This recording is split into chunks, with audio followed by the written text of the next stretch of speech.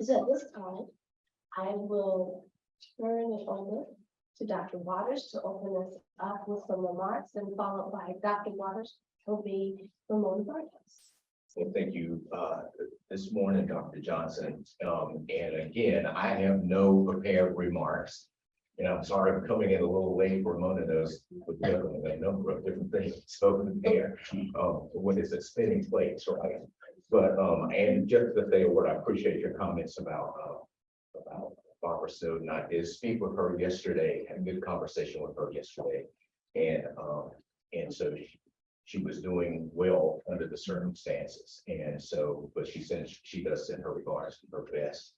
I want to thank you all again for the time that you put into the work of this committee. And so I know I have done that at the previous meetings, and I'll do it again.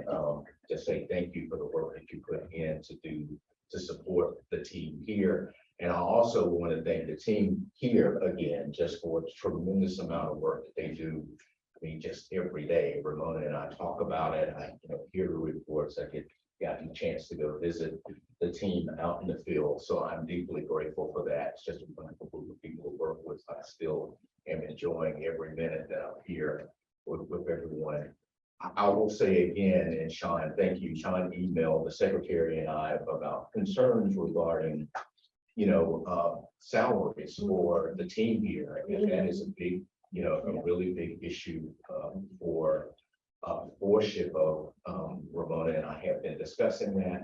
I am happy to say that the secretary understands that as well, and as we are trying to work through the budget process now with the governor's office and with OSBM. I was pleased to hear him say in that meeting that he understands and he knows that the history side of the department has been the side of the department that has been underfunded for a long time. And that we need to, that is a reason why it was high in list of priorities for the budget that we were sending forth, hoping that the things that were priorities for us will end up in the governor's budget. Also stress the need for, labor market adjustment money, which we did get some, and that is a high priority, which we're stressing.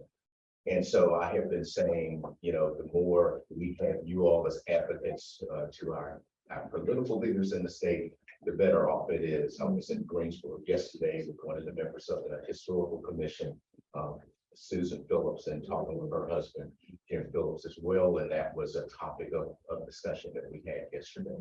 So I just want to say, Sean, it is a priority for us. And thank you for your advocacy too. And I would ask that you continue to do that because it does help support us here.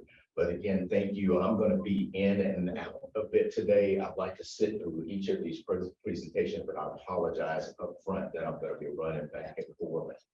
But again, thank you for being here. Thank you for all the support that you give us. And when I call on people to do extra work like Dr. Denard, he's right there to jump in and do it. So thank you so much.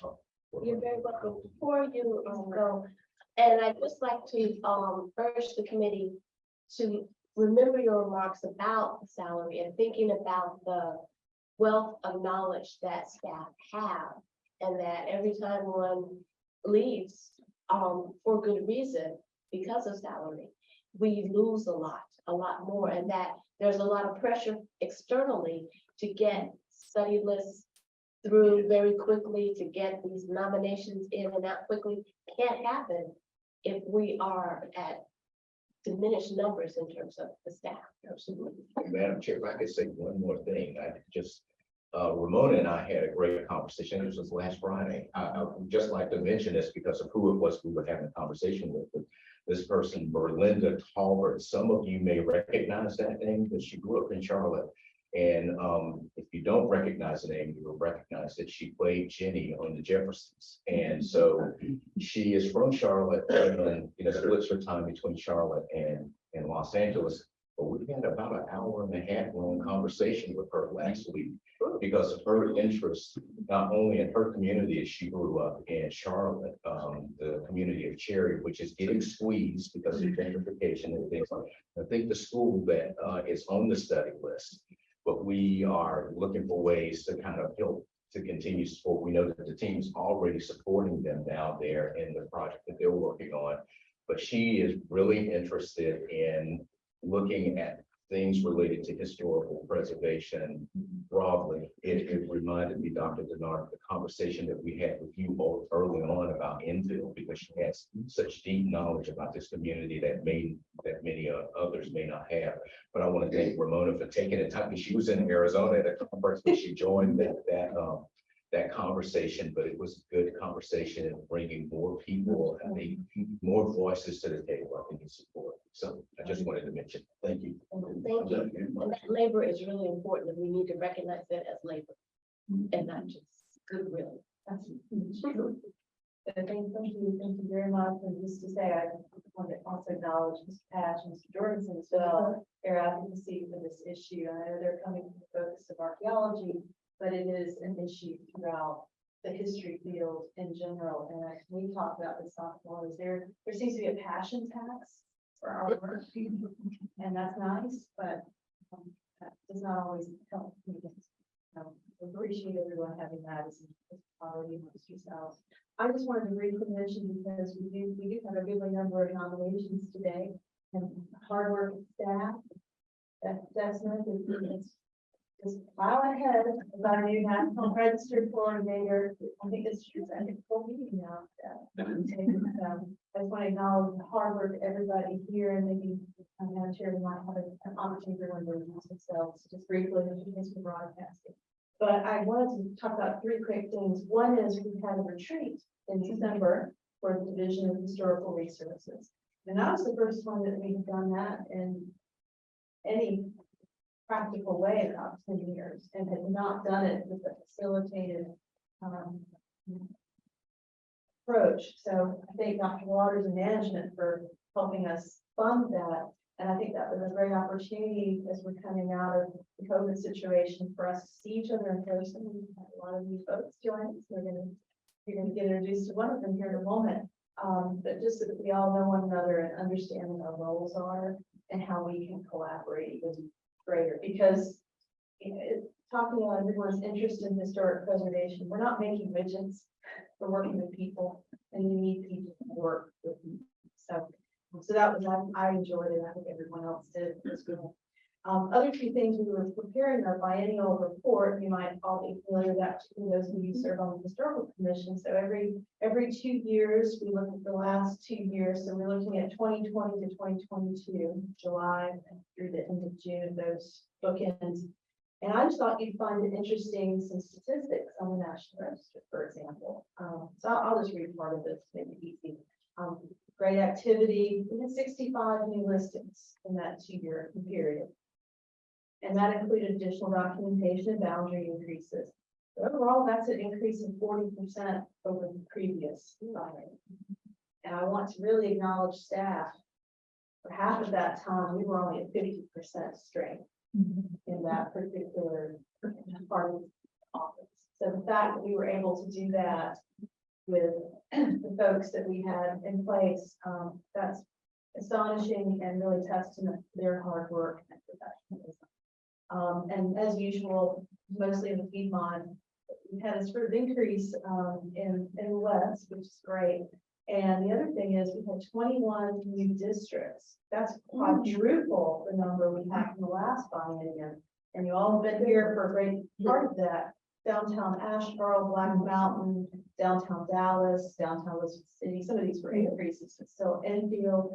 Downtown Kinston was an augmentation. Mount Airy, we have multiple ones in Mount Airy. Oxford, Pilot Mountain, Robbinsville, way out in the west, Sanford, Sparta, and Winton. So it's quite astonishing. A lot of that was from local demand for that. The other quick thing I want to tell you about this is to sing Beth King's praises along with the survey team. I was asked to give for the Hometown Strong program, which is an internal administration program. And how many surveys are we doing in rural areas? That's really their focus. So last year we completed 7 in tier 1 or tier 2 counties, and we had a quota of 2. So we 3.5 times exceeded that. So that's to credit that and her folks. So Forsyth County, West Burlington, Fairbluff, Marlboro, Washington County, Waynesville, American Resources, and Whiteville that was very involved in. And then we're starting out, as you know, the federally funded survey programs or projects in counties. We've got Cumberland County, Hoke, McDowell, Montgomery, Person, Polk, Vance, started Swansboro through a CLG grant as well, and also Mount Pleasant being update there. So that's got plenty to keep her busy along with a lot of. So just want to acknowledge their work, and all of that eventually comes to you in some form of that. So Dr. Johnson, if I could encourage maybe a moment where we have them introduce themselves, and we have some new faces as well. I want to make sure you all get some Yes, and after the introductions, we'll need to approve the minutes and confidence. and the conference. And before we do the introduction, Ramona, is it possible I can ask you one question? Yeah. Regarding these 65 new listings, I'm always interested in the comparative framework. If you had a chance to look at how we stack up against other states. Well, I know South Carolina pretty well, because we get the newsletter and look at it with great interest. We're always ahead of. I would say in some cases doubly ahead of them. But it's just part of it's public demand, but part of it's what we're also out there trying to foster. So I can check on our other surrounding states. We don't like to be the veil of humility, but you know. The North East Southern states, and I always want to see how we're doing. Like to be rather than to see. So we're trying to work, yes. I can get into more details, but I think we're approximately double South Carolina, based on what I've seen at their newsletters. But they're half our size, so maybe that's to be expected. Thank you. Thank you. So I'll start to my left. I'll start with, yes. With Mary Lynn for the introductions. We'll go around and then we'll come around to our extraordinary staff. I'm Mary Lynn Bryan, and I live in Fayetteville. And I'm working on a project that is located there. And it's technically called, we now have a name. We did not have a name forever, but we do now. It's the North Carolina History Center on the Civil War, Emancipation, and Reconstruction. The name is huge, far too long, and I'm sure it will end up being the North Carolina History Center on whatever you're interested in out of those three names. We're underway. We're not quite fully funded yet, but we're at 74 million of the 80 we need.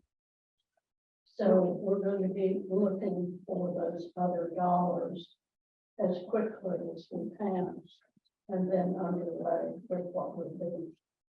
So we did restore 3 Civil War houses as well, Civil War era houses, and they're part of the site. So in that sense, I'm a little familiar with restoration issues. My name is Matt Jorgensen. I'm a consulting archaeologist. I live here in Raleigh. And as I got ready for the meeting today, I shed a little bit of a tear because next June will be my last meeting. So this is my next to last meeting after 5 2/3 years serving. My name is Sean Patch. I'm an archaeologist with New South Associates in Greensboro, currently serving my first term. My name is Josie Ward. I'm an architectural historian and preservation consultant from Asheville, also serving my first term. My name is Fred Belden. I'm an architect as well.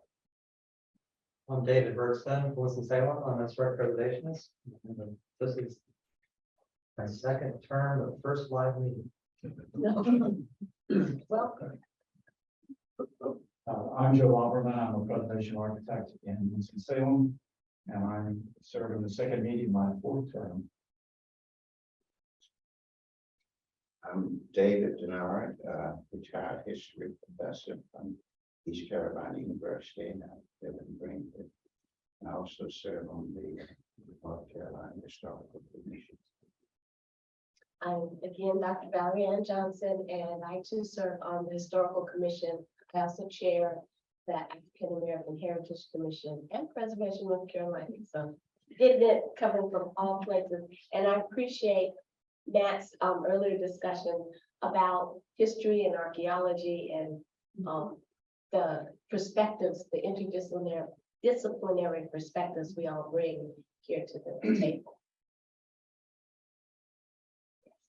My name is Lauren Poole. I'm the Native Preservation Specialist in the Greenville office that started in January. This is my very first NRC meeting.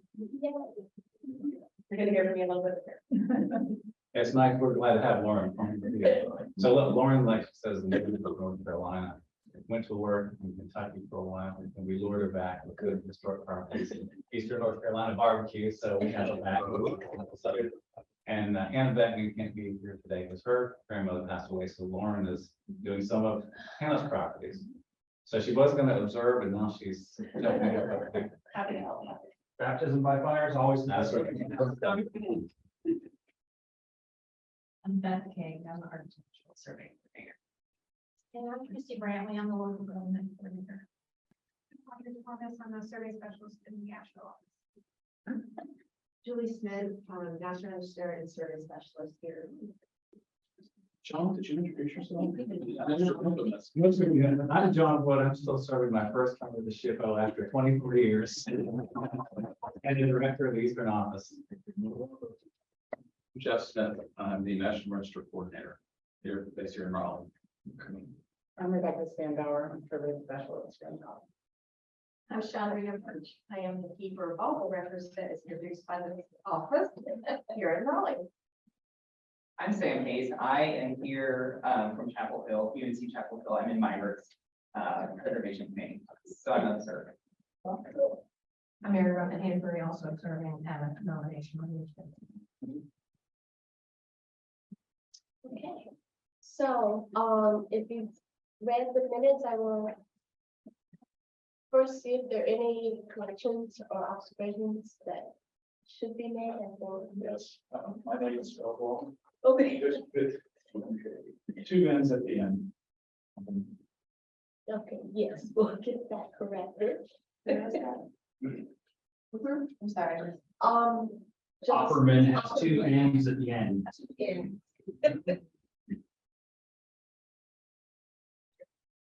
Mhm. Any other corrections that need to be made to the minutes? If not, I'll entertain a motion. Madam Chair, I move approval. Minutes. Second. And it's been moved and seconded. All in favor? Aye. Any opposed? Any abstentions? Yes, right. 1 abstention. Sure. Mhm. Thank you for that. Now, the other, thing, and remembering all that we need to do now that we're in person, which is so, it's really nice.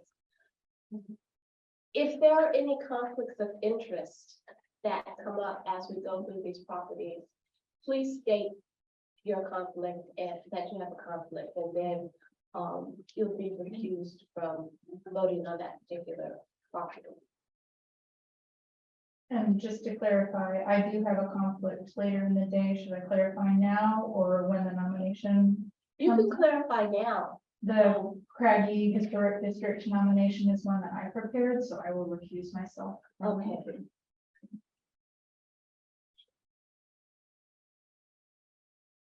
I'm sure we should still have a quorum, I would expect, even with that. Yes, that's good. So thank you. And we are at quorum. So I think we are ready to go through our first nomination. And thank you, Jeff. Certainly. So I do want to add that all the nominations that we presented at the October meeting as NPDC have been listed. So very Yay. and let's see. The first nomination that I have was actually prepared by Heather Fernbach, And Claudia Brown prepared the PowerPoint. So this is the Alexander S. and Mary R. Haynes house located in Winston-Salem, Forsyth County. Gives you an idea of where it is, where the red pen is. This is an aerial shot. Arrow is pointing to the property. It's got a nice semicircular driveway. It's well sited on a roughly 5-acre parcel. And then this is the house. Listed on the state study list in 1982, the expansive Alexander S. and Mary R. Haynes house occupies a prominent corner at the intersection of North Hawthorne and one of the Univista roads and Univista subdivision, approximately 2 miles northwest of downtown Winston-Salem in Forsyth County. Constructed by Philadelphia-based McNeil Construction Company and designed by architect Charles Barton Keene's Philadelphia-based firm, the residence is situated near the center of a 5.23-acre tract. The adjacent area is primarily residential with some commercial development along Rebellion Road to the east or rear of the property. You can kind of see that on the right-hand side of the slide. The large lot provides an estate-like setting in keeping with the dwelling size and Georgian revival character. The house faces west, shielded from public view by rolling topography that necessitates lengthy, rough-faced granite retaining walls bordering the granite-edged concrete municipal sidewalk, as well as the crescent-shaped asphalt paved driveway. Some square posts flank the driveway entrances and slate-capped granite steps rise from the driveway's west edge to the lawn. Planting beds containing perennials and deciduous and evergreen trees and shrubs line the dwelling's perimeter and punctuate the lawn. The nature of Philadelphia landscape architect Thomas Warren Sears' design of the gardens is unknown. However, ivy-covered remnants of walkways and a fountain remain a wooded portion of the parcel. The garage situated northwest of the house is original, as are the stone retaining walls. Completed in 1923, the Georgian Revival style Alexander S. and Mary R. Haynes house is a spacious residence that encompasses a 2.5 story gable roof, 10-bay wide main block, 1-story hip roof, 3-bay north service wing, and inset northeast and south 2-story porches. As seen in many of architect Charles Barton Keene's Winston-Salem commissions, the exterior color palette comprises white walls and a green Luisi Celadon tile roof. The Haynes house differs, however, and that is weatherboarded rather than stucco. Full height paneled pilasters with fluted capitals rise to the molded cornice, delineating 7 facade sections. 3 tall rectangular corbelled red brick stacks pierce the roof, and you can see those. Kind of, I wish I had a pointer, but there, you can see them projecting upward.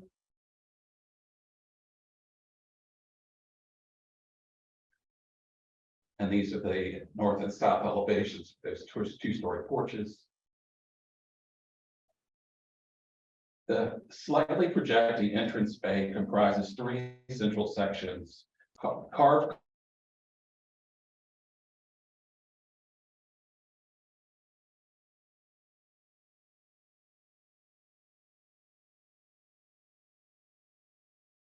console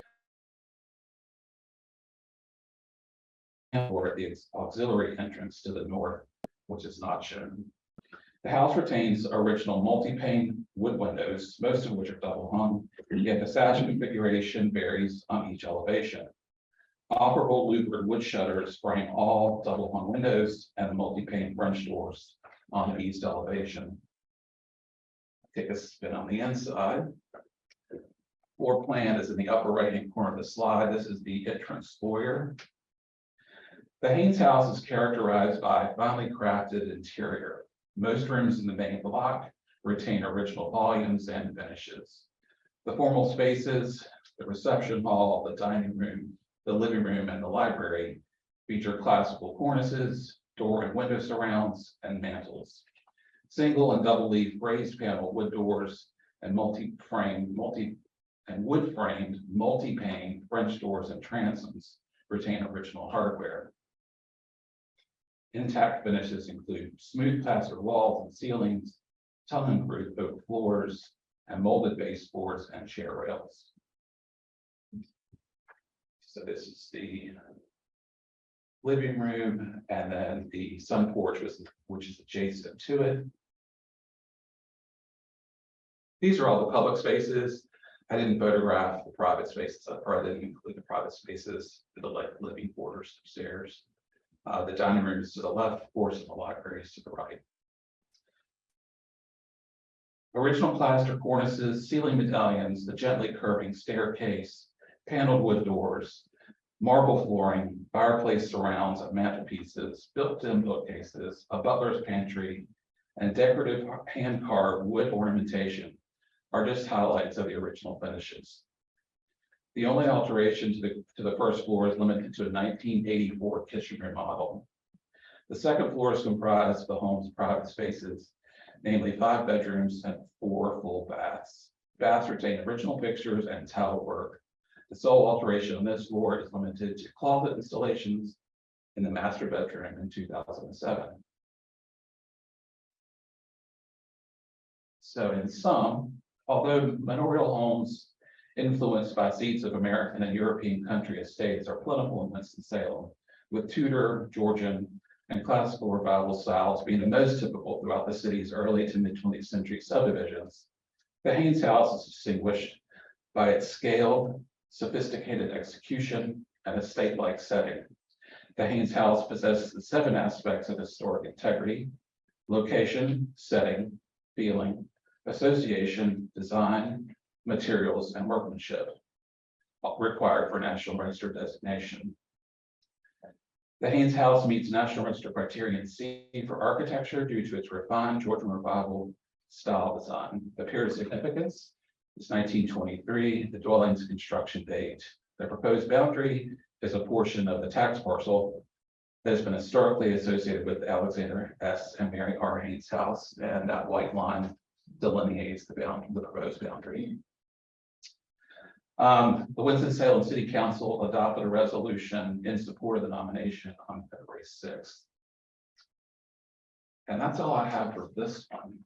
I have 2 more nominations. Do we continue with those? Yes, please. Okay. Water break.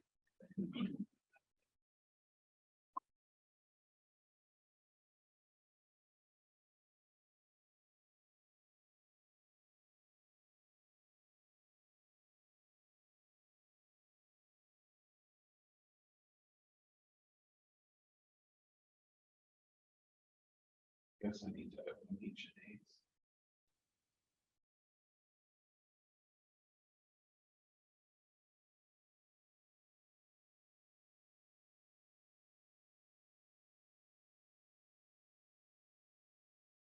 Sorry, folks. I thought these were all loaded. They're on the desktop. Yeah, I just can't see. You just have to close that one down.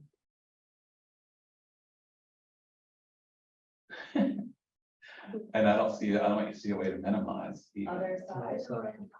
Other Okay, it's side. not. Thank you. Yeah. No, it is not. A mouse. Great. Oh. All right, here we go. Okay, so from beautiful Georgian Revival house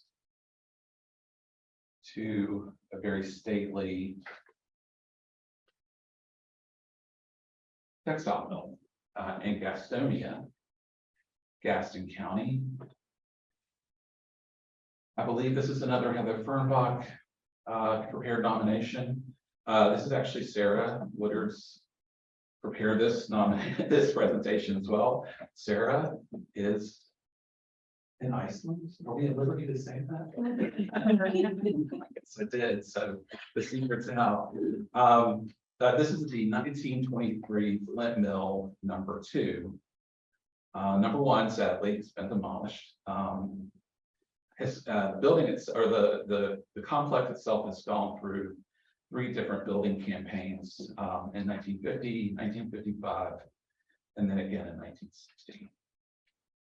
So there's Gaston County in green, down along the South Carolina border. And again, the green arrow is pointing to the mill complex. It's located approximately 3 miles northeast of Gastonia's commercial center. Flint Mill number 2 plant occupies a 6.92 acre parcel.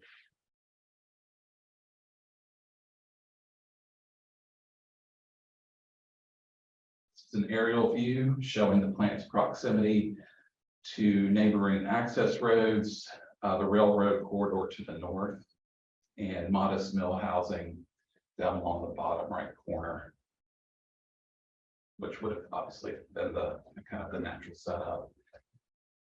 Here we have a site plan. Shows the building's evolution. You can see the original 1923 building kind of in the center. So we'll start our virtual tour of the complex facing the front facade of the building, which the white arrow points to. And we will work our way around along the front or south elevation, around to the northeast, down the rear elevation, which runs parallel to the railroad corridor, and around the west elevation and back to the beginning. This is the view of the facade. That monumental entrance bay is hard to miss. The most notable integrity problem with the plant is the infill of the windows with brick, which is often the case with mills. Here we see a historic postcard showing the original window configuration, a steel sash above brick knee walls and concrete sills. Sill construction is still visible on the other elevations, which you will later see on our virtual tour. Again, here's a close-up shot of the imposing entrance bay. I believe it's centrally located within that 1923 block. With Flint Mill, you can kind of see above the transom. So here we have facing back toward the facade, with the 1966 warehouse in the foreground. This is the east elevation with some loading docks. Another view of that same elevation. This is a section of the rear elevation with functional rooms dating from the original 1923 construction date. Again, more of the rear elevation. And some more. This is the picker room, which dates to 1923. After that is the opening room and the waste house. And you can see the stair tower in the foreground on the right-hand side. And it's more prominently visible there on the right-hand side of the slide. Starting to see some of the 1950s additions as well, which house mechanical equipment. Those are kind of projecting out from that original plane. Again, this is the stair tower dating to the 1923 construction date. I'm not really sure what this is, other than just like it's covering a platform of some sort, which is connecting 1923 section to a more modern warehouse. Which there you see that in detail, but you can still see that the window, the fenestration pattern is still the same. So here we see the first floor plan showing the 1923 section with the 1950s and 60s additions on both east and west sides. And then this is the second floor plan. Going into the interior, the first floor, typical finishes and treatments, although the mushroom columns are not that typical. So But the hardwood floors, you know, the wide open spaces. And here's some of the more modern, mid-20th century, I should say, additions. Here's the inside of the stairwell.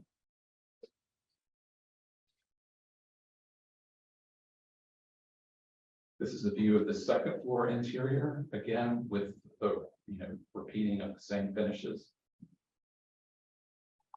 We go back outside. These lighter masonry additions are house HVAC and other mechanical equipment. They were constructed in the 1960s. The warehouse has a 1923 section and later warehouse spaces added in the 1950s and 60s to accommodate changing manufacturing technologies.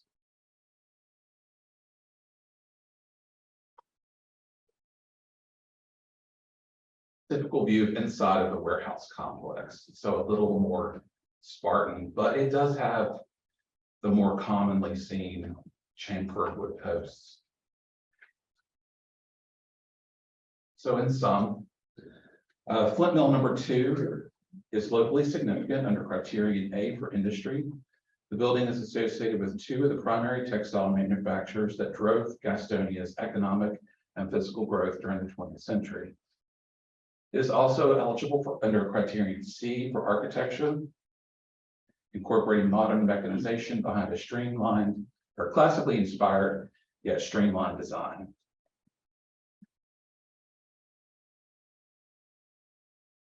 And Jeff, after you Yes. present your next one, if there are any questions that folk have, that would be a time. Okay.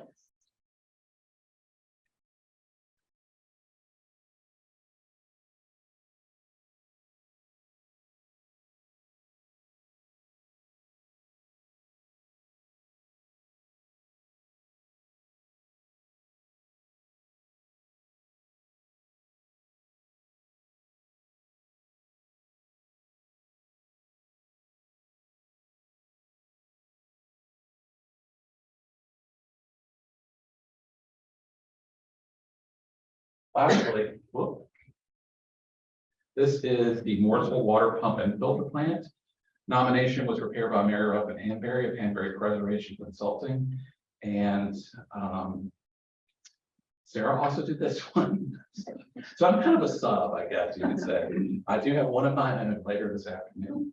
So anyway, the Mooresville Water Pump and Filter Plant is nominated to the National Register at the local level under criteria A and C for engineering and architecture. Its period of significance begins in 1924. Its estimated date of construction and extends to 1949 when significant physical improvements were made to the plant. So Mooresville is located in southern Iredell County in the red there, in the state's western Piedmont.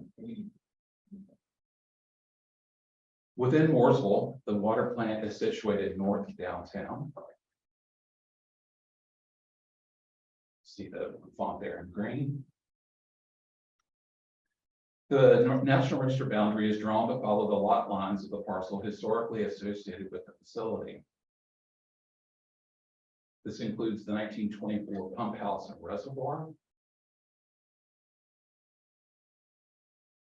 the 1949 chemical feed house and mixing chamber,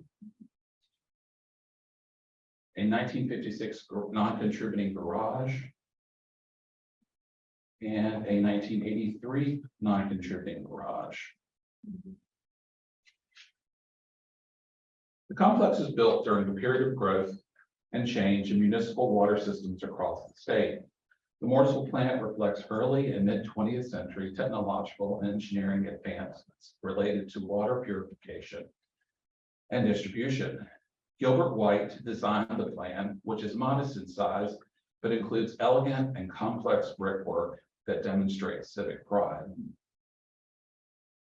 The town of Mooresville established its first municipal water program using a system of wells in 1909. By the early 1920s, Morrisville's business community was interested in improving and expanding their system. The town accepted the proposal and designer Gilbert White in 1922, and a notice about the project in a magazine described a 44 by 37-foot, two-story brick and concrete building to house centrifugal. I do not see. Thank you. Pumps and 500,000, I practiced that. A 500,000 gallon concrete reservoir and reinforced coagulating basin. I got coagulating, but I couldn't get to know what's wrong. So anyway.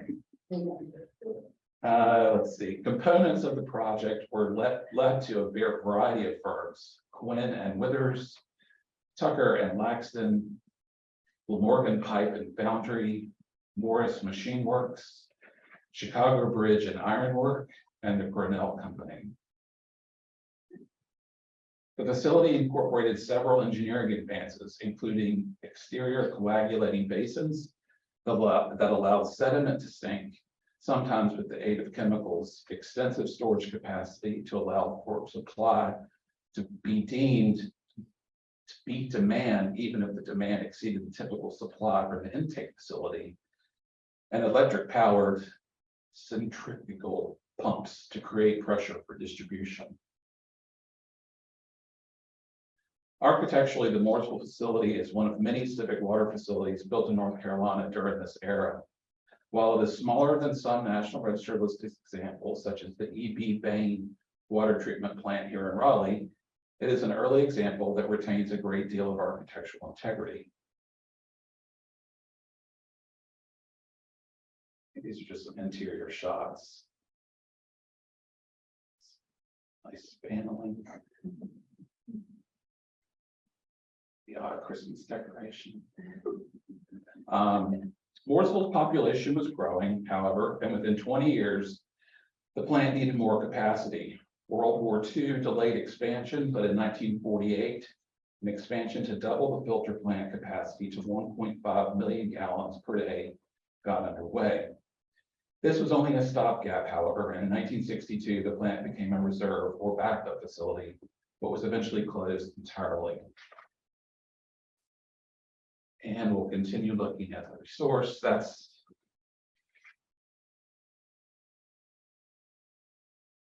Mary Ruffin, I'm going to call on you. The building on the left. Chemical storage and, Okay. That's mixing room. okay. Thank you. The basement under it. The garage is on the right. How much I could figure it out. Okay, so again, in sum, the Morrisville water pump and filter plant is nominated to the National Register at the local level under criteria A and C for engineering and architecture. Its period of significance begins in 1924. Its estimated date of construction and extends to 1949, with significant physical improvements were made to the plant.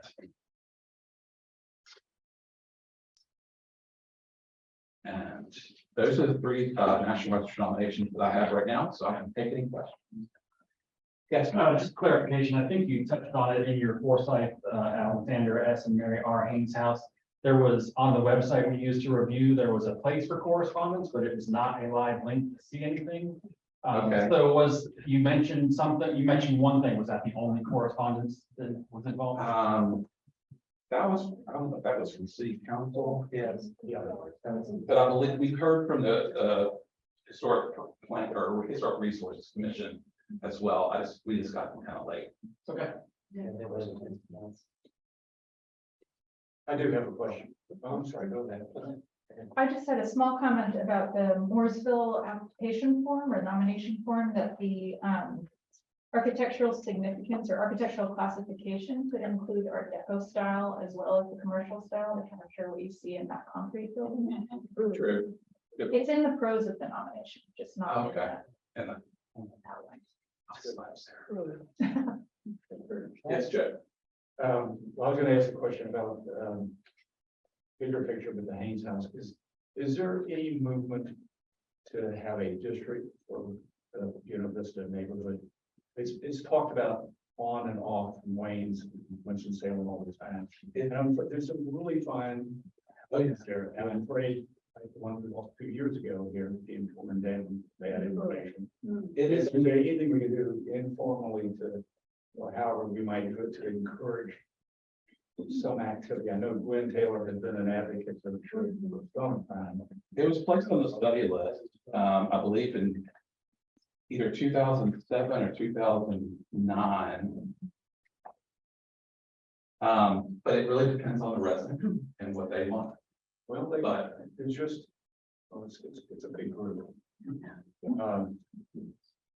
And I don't know if there's a big, nobody would be better. Heather would be wonderful. She did the big survey for the whole area on that, but all of her work is actually.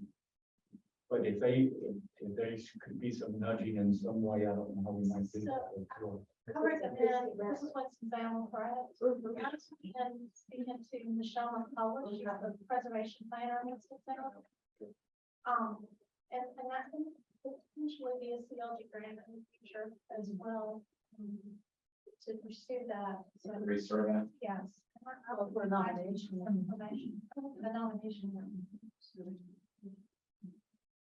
But I suppose to Christie's point, seeing sort of that local grassroots effort, I think that may be more helpful than us saying, I mean, to do this, we can go in both directions, but sadly, a lot of the public might think that requires a regulatory or has a regulatory component to it. So that kind of education, we all know.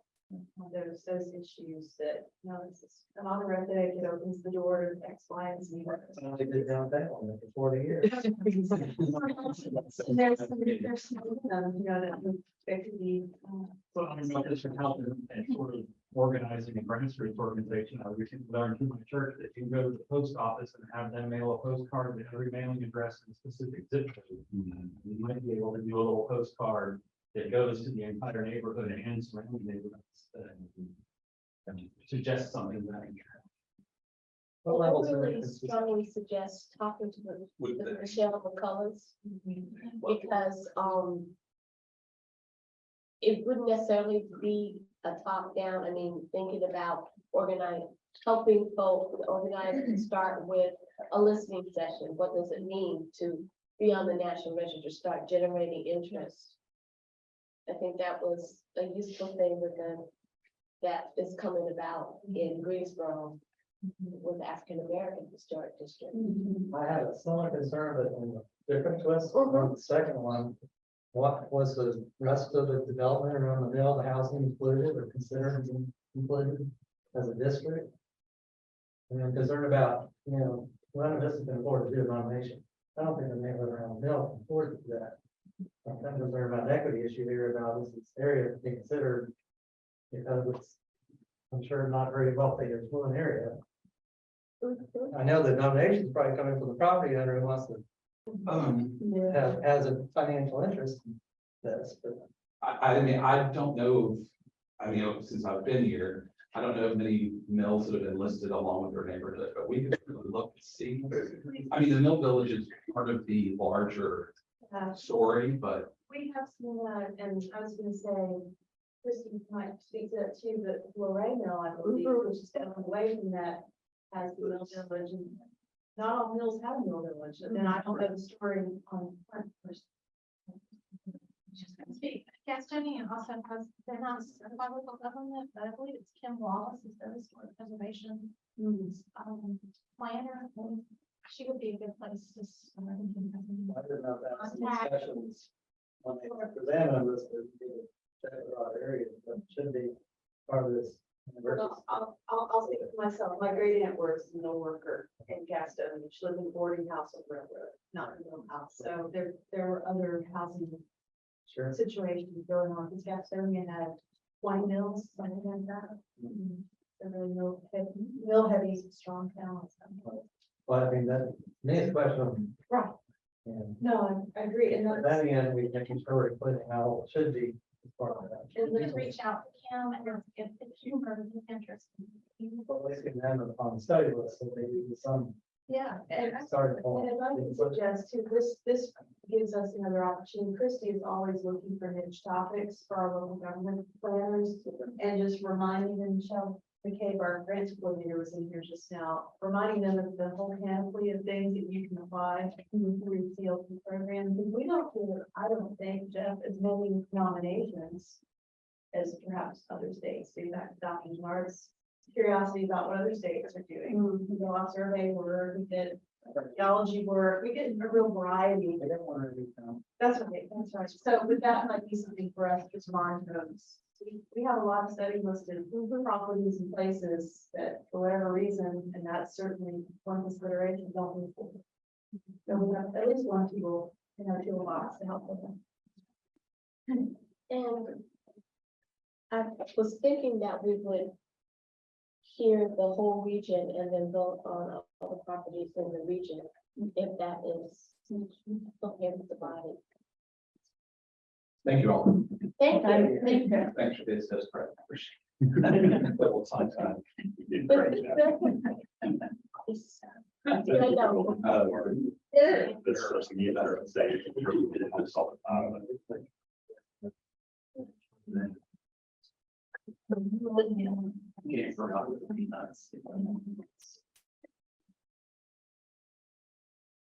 That, I look for it and I just, my eyes are not watering.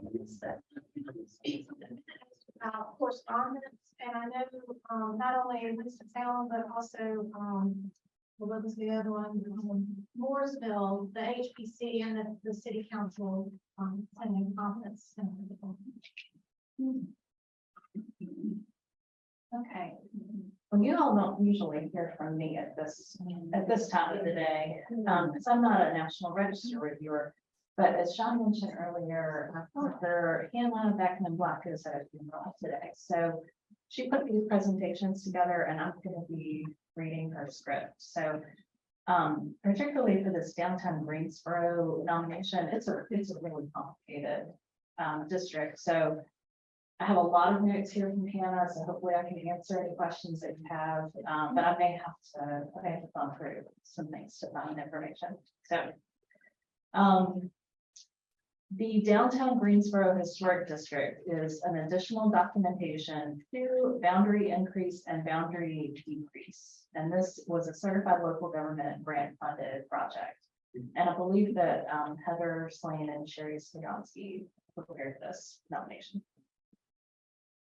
The district is located in the Guilford County seat of Greensboro, and it was originally listed in 1982. Shown outlined in blue at the center of the screen, the original nomination states that it includes all that remains of Greensboro's central business district that developed during the period 1885 to 1930, probably the most significant period of growth in the city's history. Established in 1808, Greensboro was chosen for the county seat due to its central location, but it remained a small village until the latter part of the 19th century, when it emerged as the governmental, social, and commercial center of Guilford County. Its growth was due in large part to the network of rail lines that passed through the city. The original district was listed for local significance under Criterion A in the areas of commerce and transportation. It was listed under Criterion C for architecture as a collection of buildings that embody the distinctive characteristics of late 19th and early 20th century commercial architecture. It was also listed under Criterion A for theater and under Criterion B for association with the lives of many of Greensboro's important and influential citizens, although no supporting context was provided for either A or B in the nomination narrative. The boundaries contain one individually listed property, the Jefferson Standard Building, which was listed in 1975 and is significant at the local level under Criterion A for commerce and Criterion C for architecture. The original period of significance began circa 1885 with the construction of the oldest buildings in the district, including the Vernon Building, which is pictured here, and ended in 1930. The period of significance ended in 1930, 50 years from when the nomination was prepared, which is different from 50 years from when it was listed. The nomination was prepared but not listed immediately. In 2004, an additional documentation extended the period of significance to encompass growth that occurred by 1950, expanding commercial, transportation, and architectural context for the period. Throughout the 1930s and 1940s, Greensboro remained a center of retail and transportation in the Piedmont. New construction in the district during this time included the Art Deco and Modernist styles. This additional documentation provided full descriptions for buildings constructed between 1930 and 1950, as well as notations about changes to buildings constructed prior to 1930.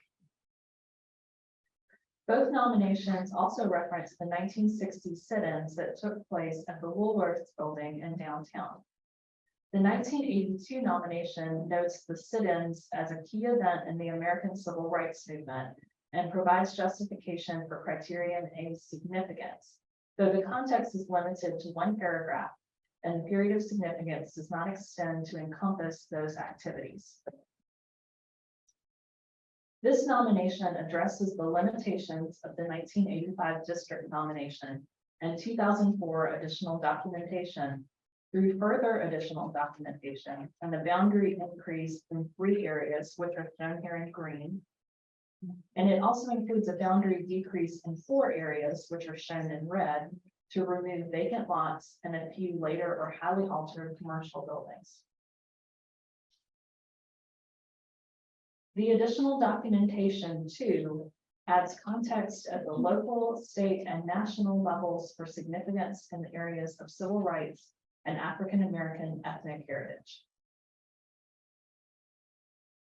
The sit-ins at the Woolworths lunch counter in Greensboro, staged by 4 students, Joseph McNeil, Franklin McCain, Ezel Blair Jr., and David Richmond from North Carolina A&T University, started on February 1st, 1960, and they have been widely viewed by both scholars and contemporaries as a turning point in the civil rights movement.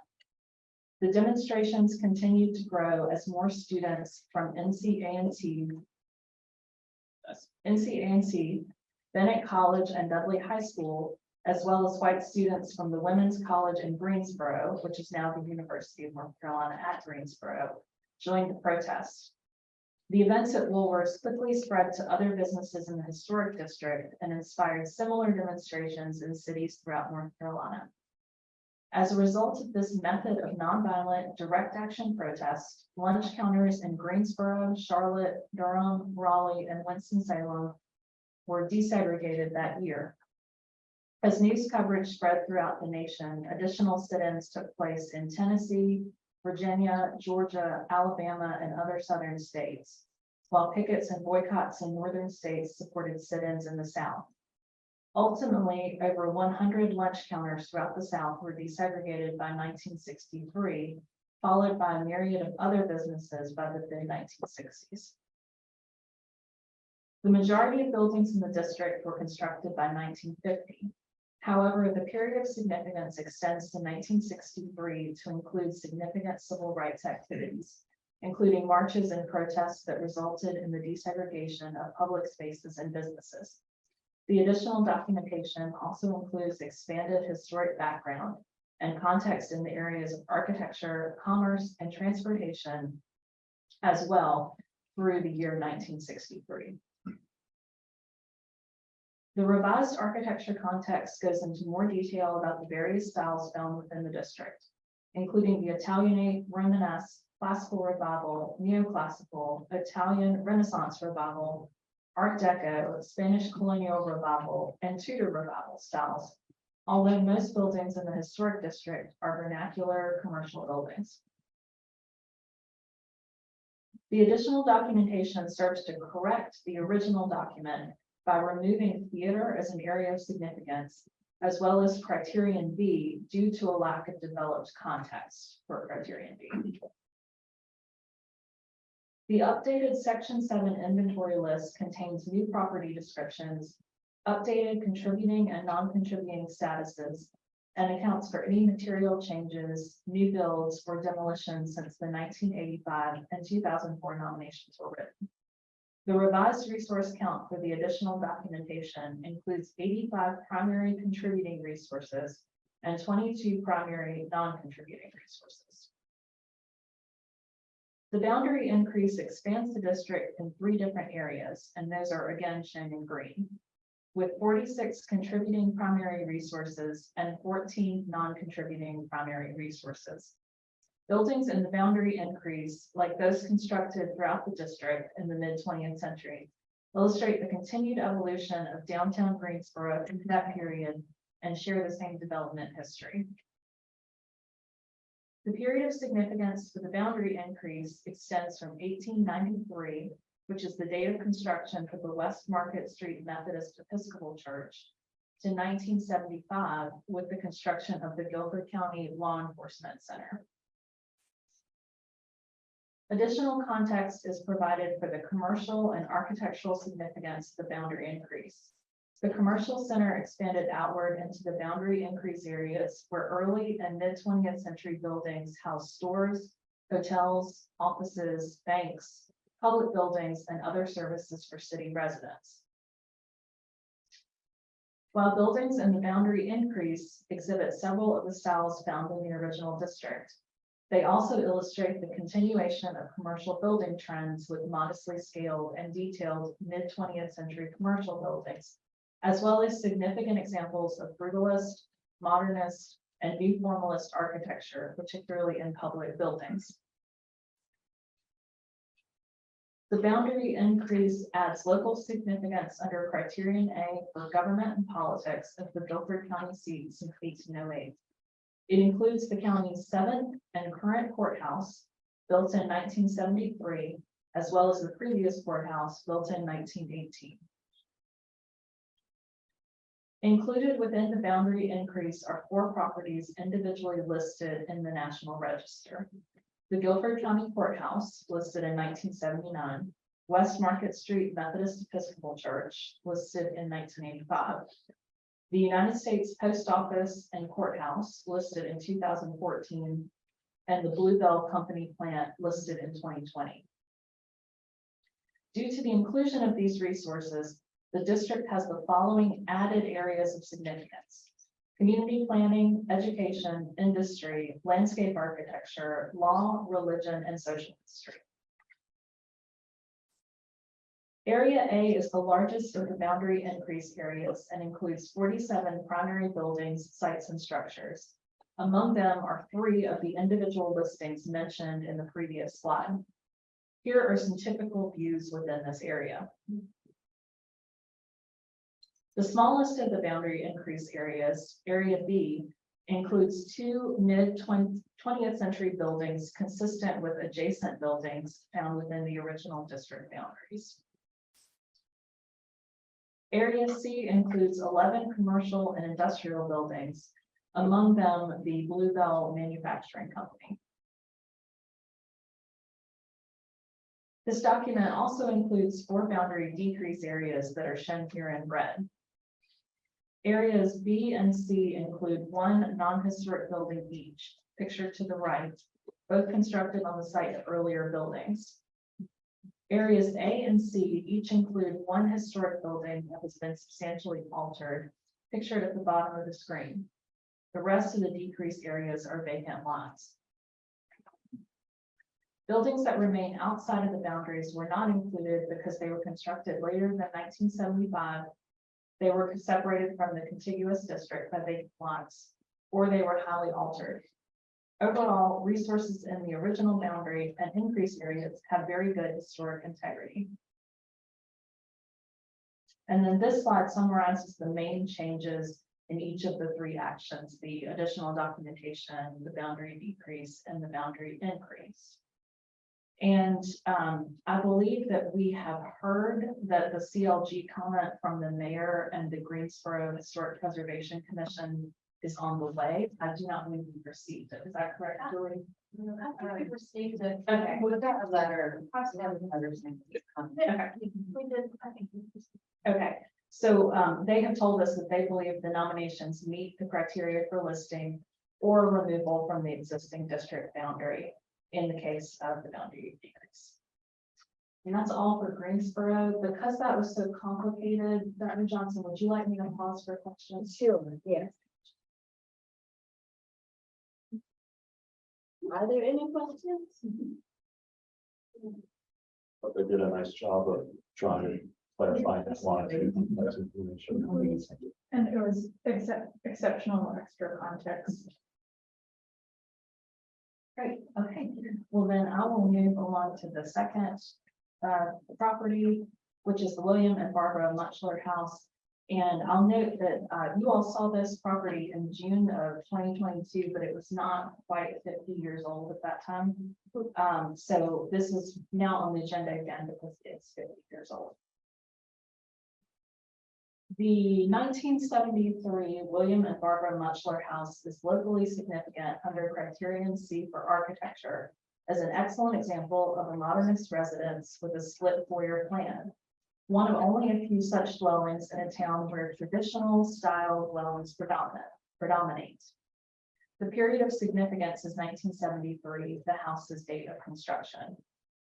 It is located in the northern Wake County town of Wake Forest, in a neighborhood northwest of downtown, developed in conjunction with Wake Forest Country Club.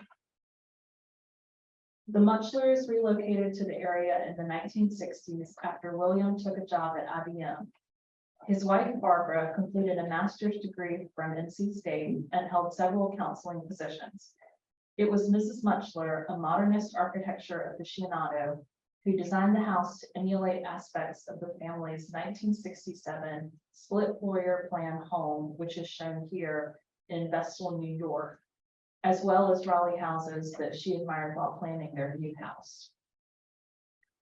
Here are some of her original drawings of the house.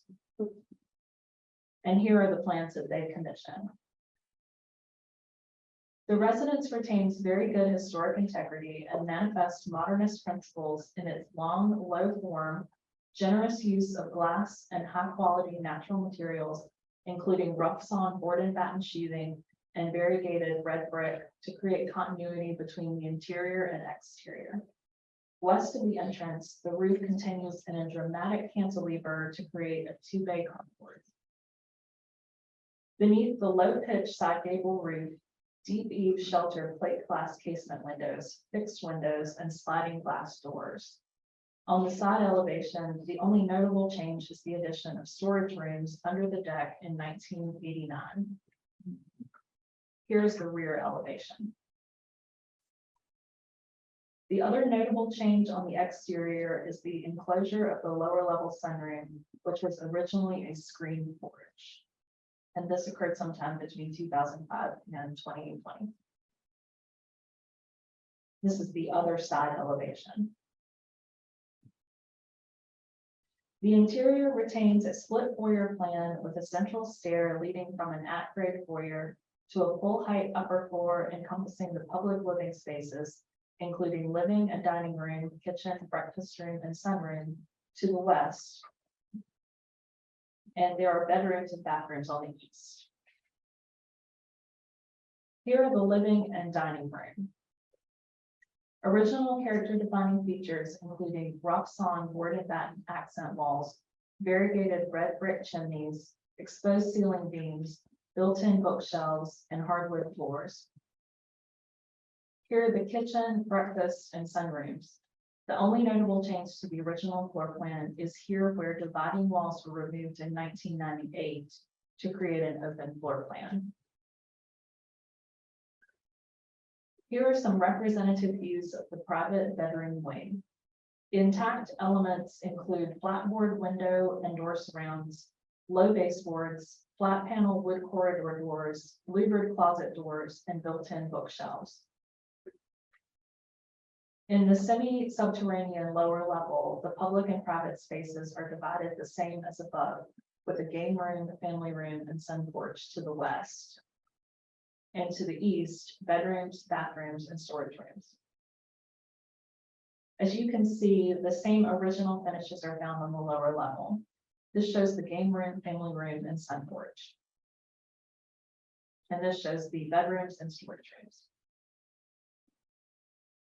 The Mutchler House was one of only a few modernist dwellings identified during the 2020 Wake Forest Architectural Survey update, including the 1950 Thomas J. and Mary Susan Byrne House, which was also added to the study list, and the 1977 John Rich and Anne Melanie Murphy House, which was not old enough to be placed on the study list.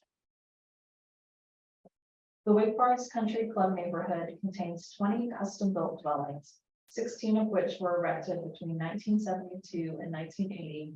Most are traditional in style. The 1972 Ray and Lillian Faircloth House displays modernist features. However, the Muchler House more fully exemplifies the modernist style in form and finish. The boundary encompasses all of the 0.91 acre tax parcel historically associated with the house. Again, the Muchler House is being nominated at the local level under Criterion C for architecture with a period of significance of 1973.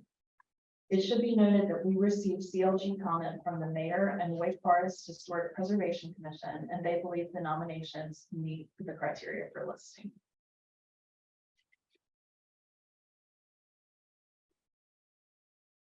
Any questions? Well, at this time, I'd like to entertain a motion to approve staff recommendations for this brief. So moved, Matt Jorgensen. Is there a second? David Burston, a second. Okay, the move and seconded. All in favor, say aye. Aye. Any opposed? Any abstentions? Thank you, thank you. Madam Chair, may we request a 5 minutes before we have to bargain our list? I was just gonna ask if you would like a 5-minute break, so you're reading my mind. Let's take 5. So the property is located west of the small fishing community of Engelhard on the eastern side of the county. And if we zero in like a Chinese spy balloon, you can see Engelhard to the right, and the rest of the area is pretty rural. Included within the roughly 8-acre National Register boundary, which is shown in black, is the contributing 1953 school buildings, a 1964 gymnasium, auditorium, and locker room addition, 1971 cafeteria addition, and a 1964 freestanding elementary classroom building. And to the bottom right is also the contributing baseball field, and all the other excellent buildings on the property are non-contributing. So the one-story red brick and concrete block, roughly rectangular 1953 Davis School epitomizes the functional modernism that we often see manifested in mid-20th century educational buildings. And large steel frame windows, a central flat roof, rectangular monitor, and glazed openings in quarter walls provided ample light. And the original flat roof and the monitor with groups of multi-pane sash, which are on the east and west sides of that monitor, are actually encapsulated in the gable roof that you see here.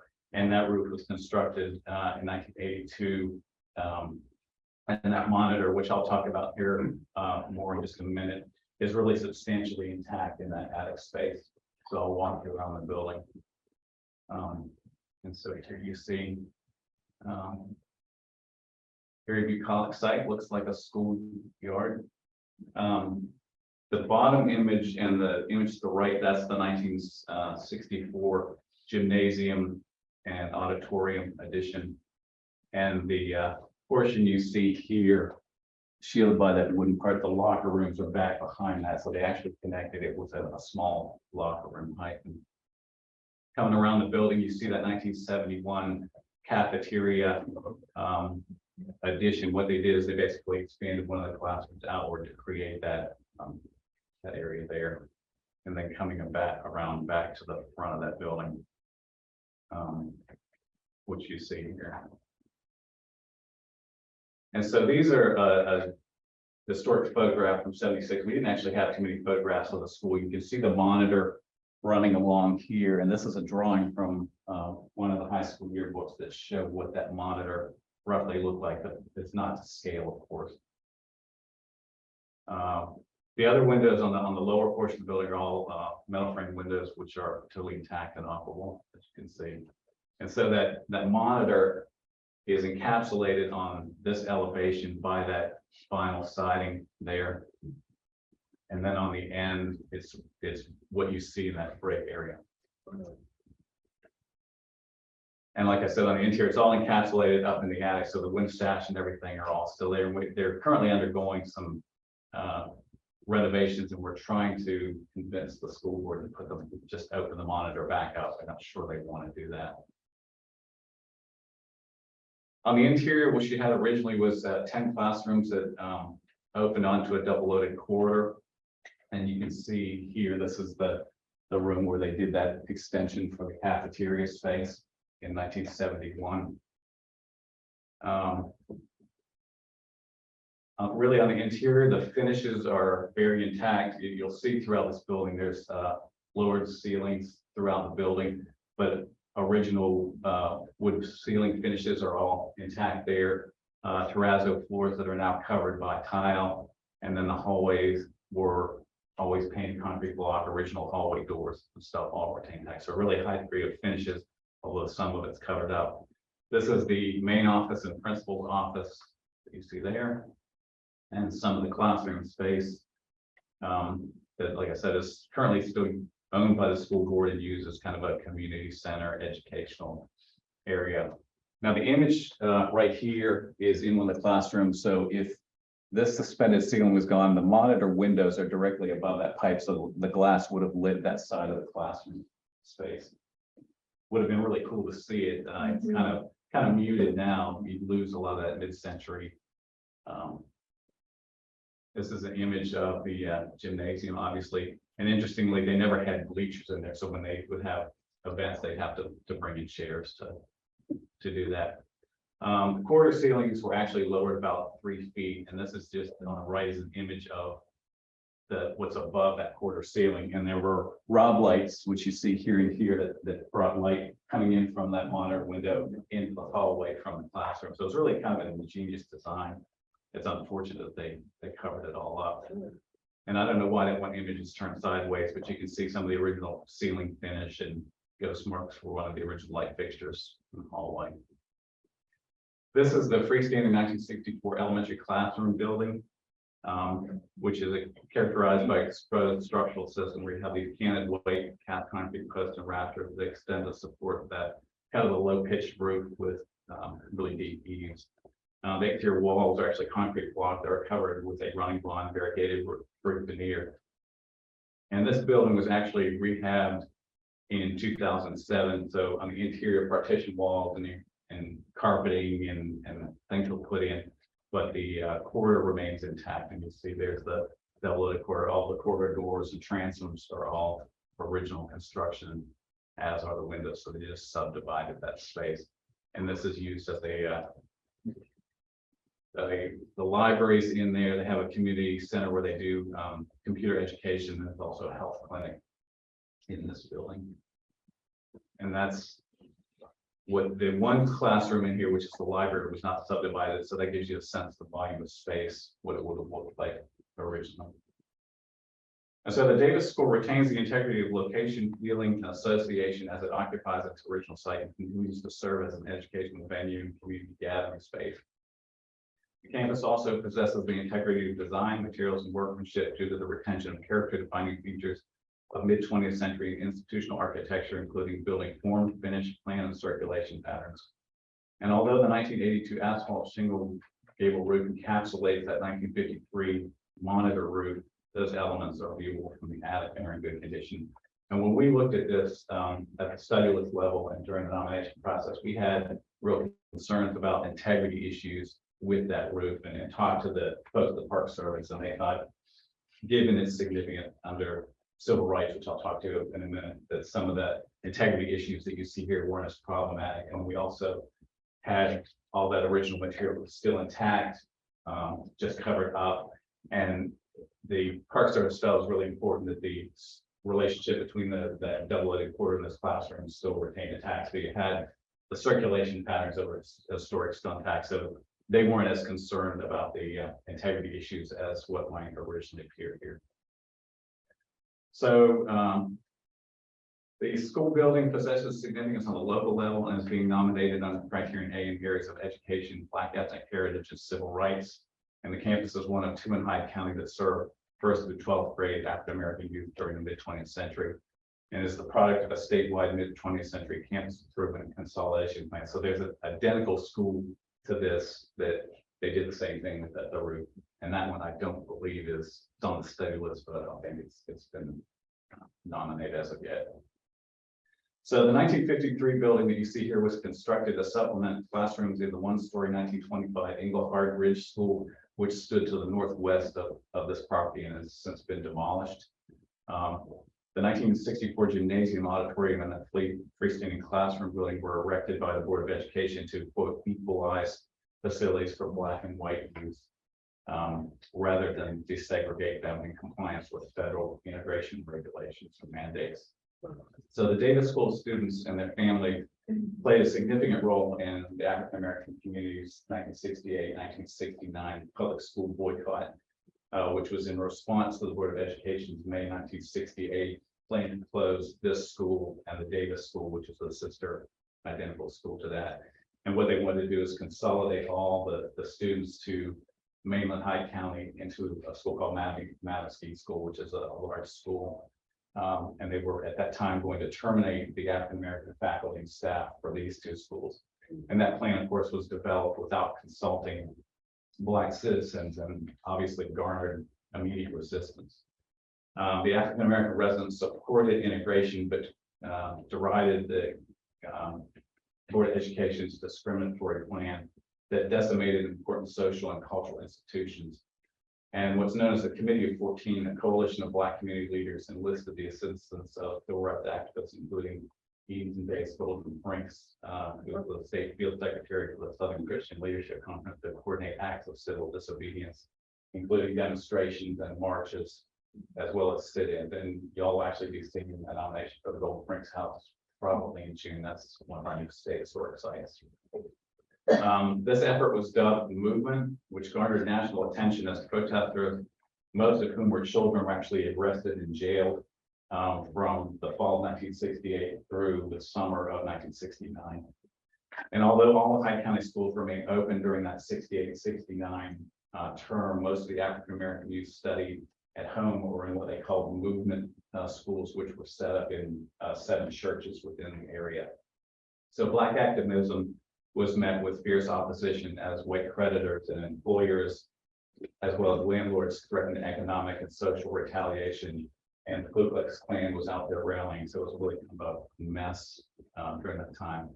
So after a year of debate and dissension, the community, the Board of Education leaders of the U.S. Office of Health, Education, Welfare concurred that a return to was considered a free choice integration approach would suffice for the 1969-1970 school year, while negotiations regarding an equitable plan continued to develop.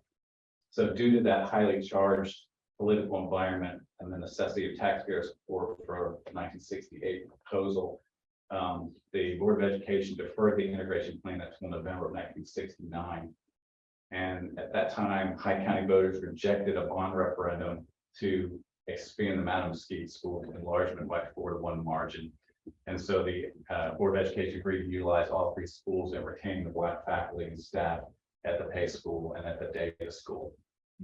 And beginning in the fall 1970, all 7th through 12th grade youth were assigned to that Madam Mesquite School, and Davis School and the Pace School serve now only the 1st through 6th grade in the county. So the movement was deemed one of the most sustained and successful civil rights protests in America and had achieved its goals. And that effort also inspired Hyde County's African American residents to advocate for other social and economic parity in other areas.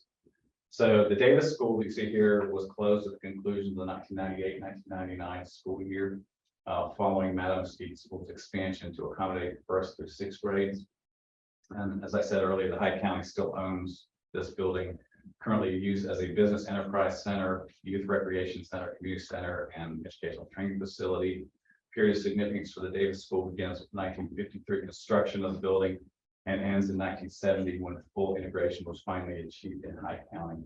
And although the school continued to serve many of Hyde County's elementary grade students until June of 1999, its function after 1970 is not considered to be of exceptional significance. So that's what we had a period of significance in 1970. So if you have no questions. It's Lawrence. After y'all. vote. Yes, Dr. Bernard. Mr. Wood, I want to commend you for the excellent work there. That's not to say the other persons have not done excellent work with their presentations as well. But I know a lot about this, as a result of being familiar with Soselsky's work along Freedom Road. And also making a number of visits to this place and walking the grounds there and getting to know some of the folks who were actually participants in the movement period, during the movement period. So I want to, move that we accept this, but prior to that, I do want to quibble with you a little about the use of the words integration versus desegregation, because sometimes we use those kind of interchangeably. And desegregation, means you remove all the legal barriers, that would keep folks out of these facilities. But it doesn't necessarily mean that once you bring them in, you incorporate their cultures and all of their traditions and all their history. So there's no integration occurring, or it's slow, So by the 70s, across the South, we had desegregation of schools, but not integration of schools. That's still moving very slowly now, and there are attempts to reverse it when you look at what's going on in Florida, and the discussion over CRT, critical race theory, and what the recent governor of Arkansas, Governor Huckabee Sanders, has said this CRT will not be taught in public schools, It was never taught in public schools. I mean, this was something that you got in college and universities, and not all of them, with Derek Bell and some other folk, that you can't teach, critical race theory to 6th graders, even 12th graders, but you can talk about the underpinnings of race, in these areas and all of that. And you can teach the history of slavery and so forth and so on, Jim Crow and all that. So what I saw, you said most municipalities, for example, under the section of school integration, most municipalities integrated slowly,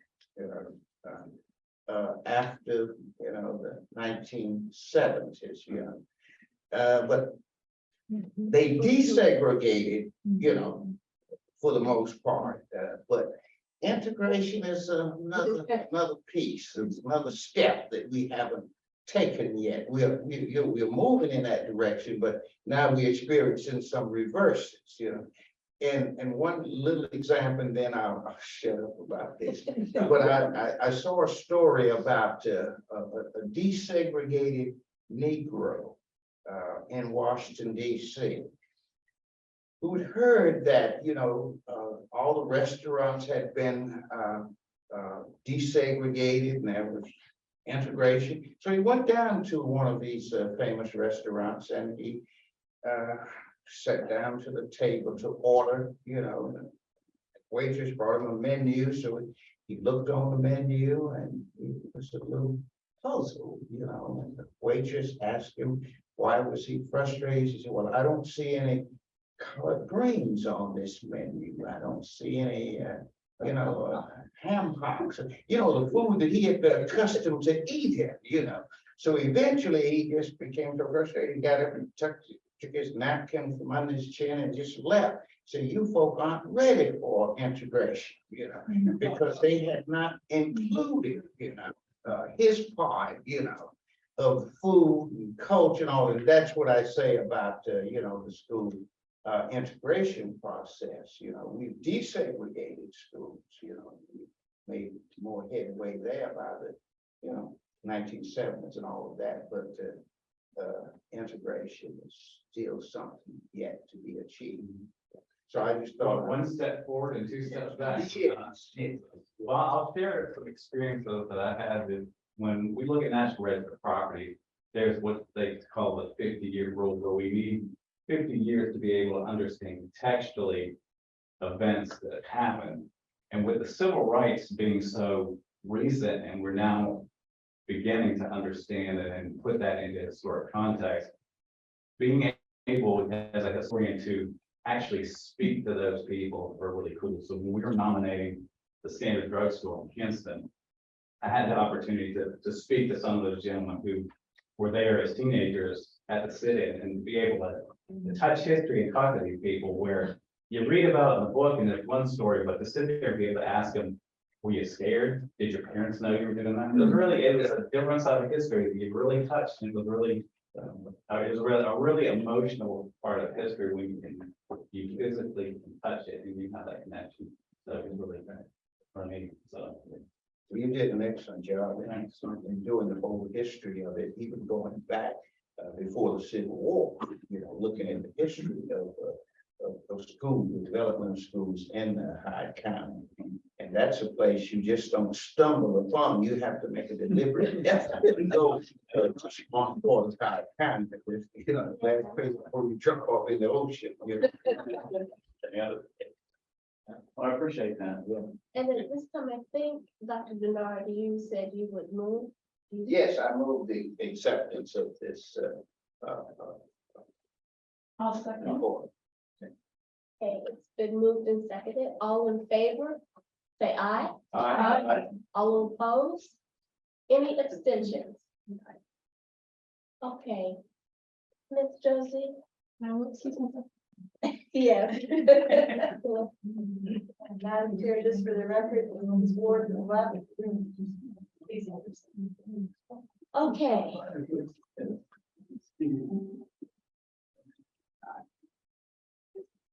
Chair, point of privilege, you don't mind me saying, this will be Lauren Toole's first presentation to this committee.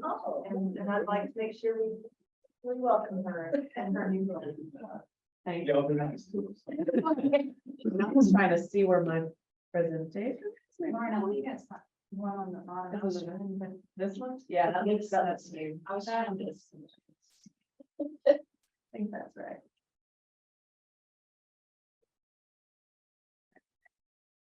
Right, so yes, I'm Laura Poole. I'm from the east, so I'm filling in for Annabeth Black, unfortunately, can't be here today. I'll be presenting two nominations, the first being the Craggy Historic District in Montgomery County.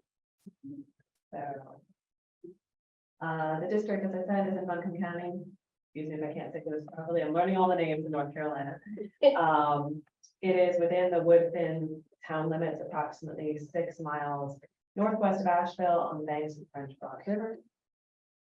The district encompasses a small collection of residential, commercial, and industrial buildings and structures built following the construction of the Craggy Depot in 1904. Here we have an early picture of the depot. You can kind of see it in that bottom left-hand corner there, but next to the bridge. The district developed informally and incrementally as a result of the expanded transportation routes and industrial development along the French Broad River in the early 20th century. In 1904, the Asheville and Craggy Mountain Railway built a train trestle pictured here across the French Broad River in this location to connect its North Asheville leisure and freight lines to the Southern Railway lines that ran along the west bank of the river. A bridge carrying old Leicester Highway has crossed this river at the location since before the Civil War, and the current bridge was built in 1955 to replace this one here. In the decades following the establishment of the depot, the railroad stopped. The railroad stop developed into a bustling hub and gathering place for residents from the rural surrounding area. So moving west-east through the little compact district here, it includes the Johnson Store, which was a grocery store and the last resource built in the district in 1940, kind of when development stopped.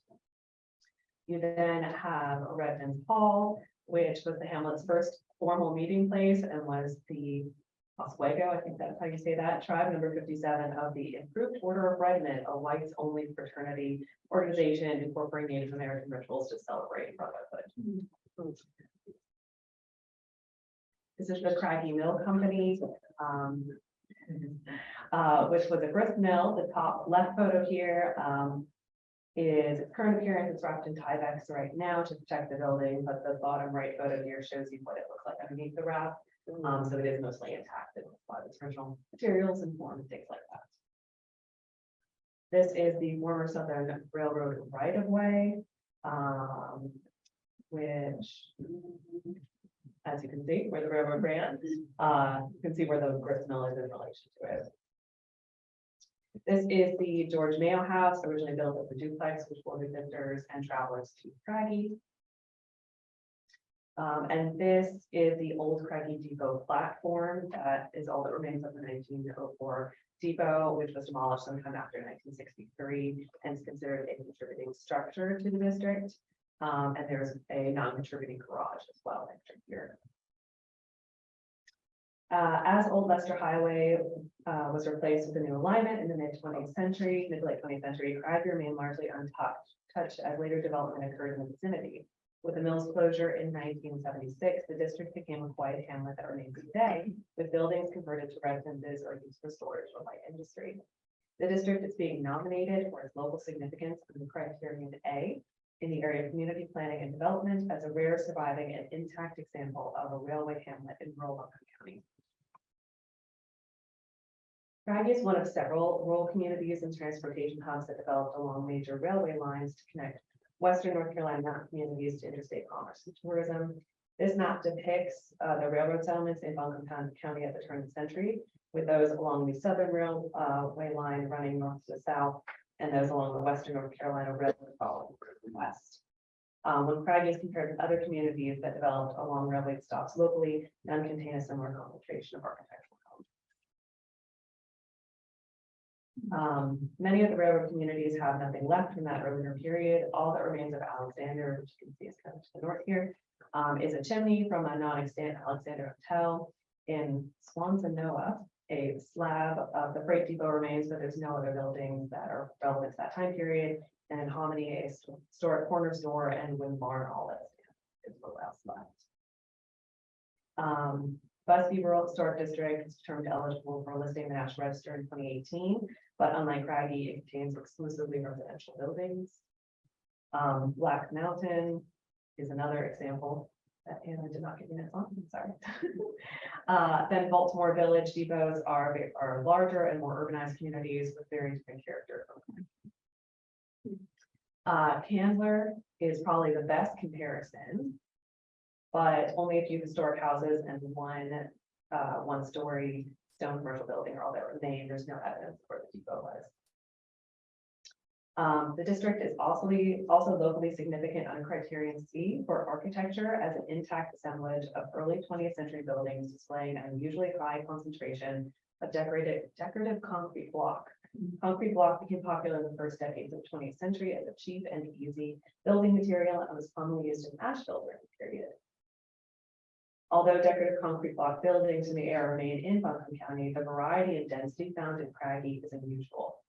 In other areas, single concrete block buildings are typically interspersed with buildings of other building materials and eras like the example shown here, whereas Craggy's concrete block is the character-defining material within the district.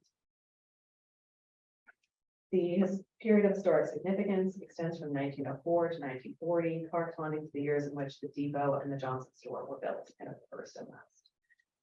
After 1940, there's no new construction within the district, and the district as a whole retains a high level of architectural integrity despite the absence of the historic depot and common material changes such as replacing doors and windows.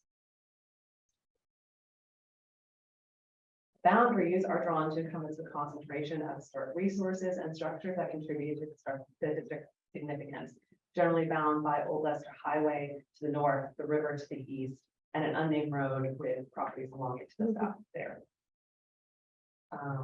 Excluded properties to the south are a one-story circa 1920 mill warehouse that's been substantially altered in the 1980s. And then two houses that likely date to the historic period, but are highly altered and therefore do not contribute to the district. Otherwise, the district is surrounded by newer development on all sides. So in summary, the Craggy Historic District is being nominated at the local level under criterion A for planning and development and C for architecture with a period of significance extending from 1904 to 1940. Thank you. Are there any questions? And we're gonna vote on this property and then let our colleague come back in. So first, are there questions?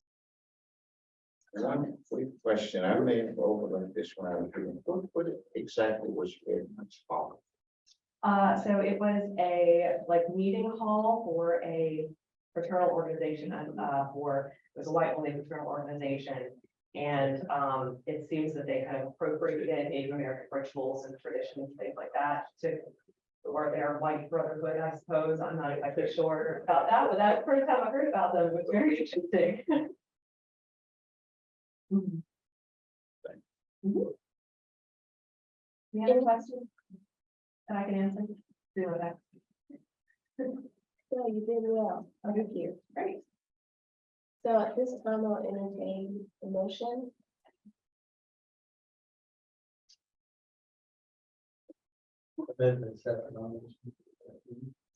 Second. David and Fred. It's been properly moved and seconded. All in favor, say aye. All opposed? Any abstention? Okay.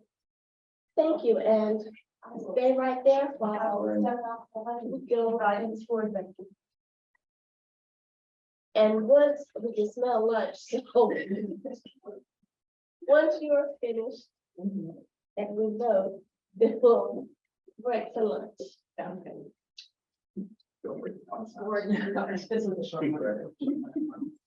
Welcome back.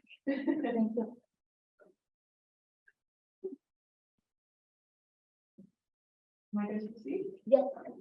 So the last nomination that I'm going to present is the Blue Ridge Forest Court. And Hannah here has a note that Boone recently in Boone. Boone Smith became a PLG, but this was nominated prior to their PLG status. It was not treated as a PLG nomination.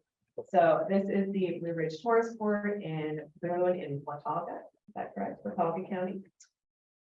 As you can see here, represented by the star in Watauga County. It is located in the county seat of Boone, approximately 1.5 miles east of downtown, as indicated by the red star on the map. So the Blue Ridge Forest Court is locally significant under criterion A in the area of entertainment and recreation for its association with mid-20th century tourism and roadside lodging in Boone and Watauga County at the beginning of the region's transformation into a tourist hub. It is also locally significant under criterion B for entertainment and recreation due to its association with Estelle G. Wagner, a mid-century developer, real estate magnate, and pioneer in the early development of Boone's mid-century tourism trade.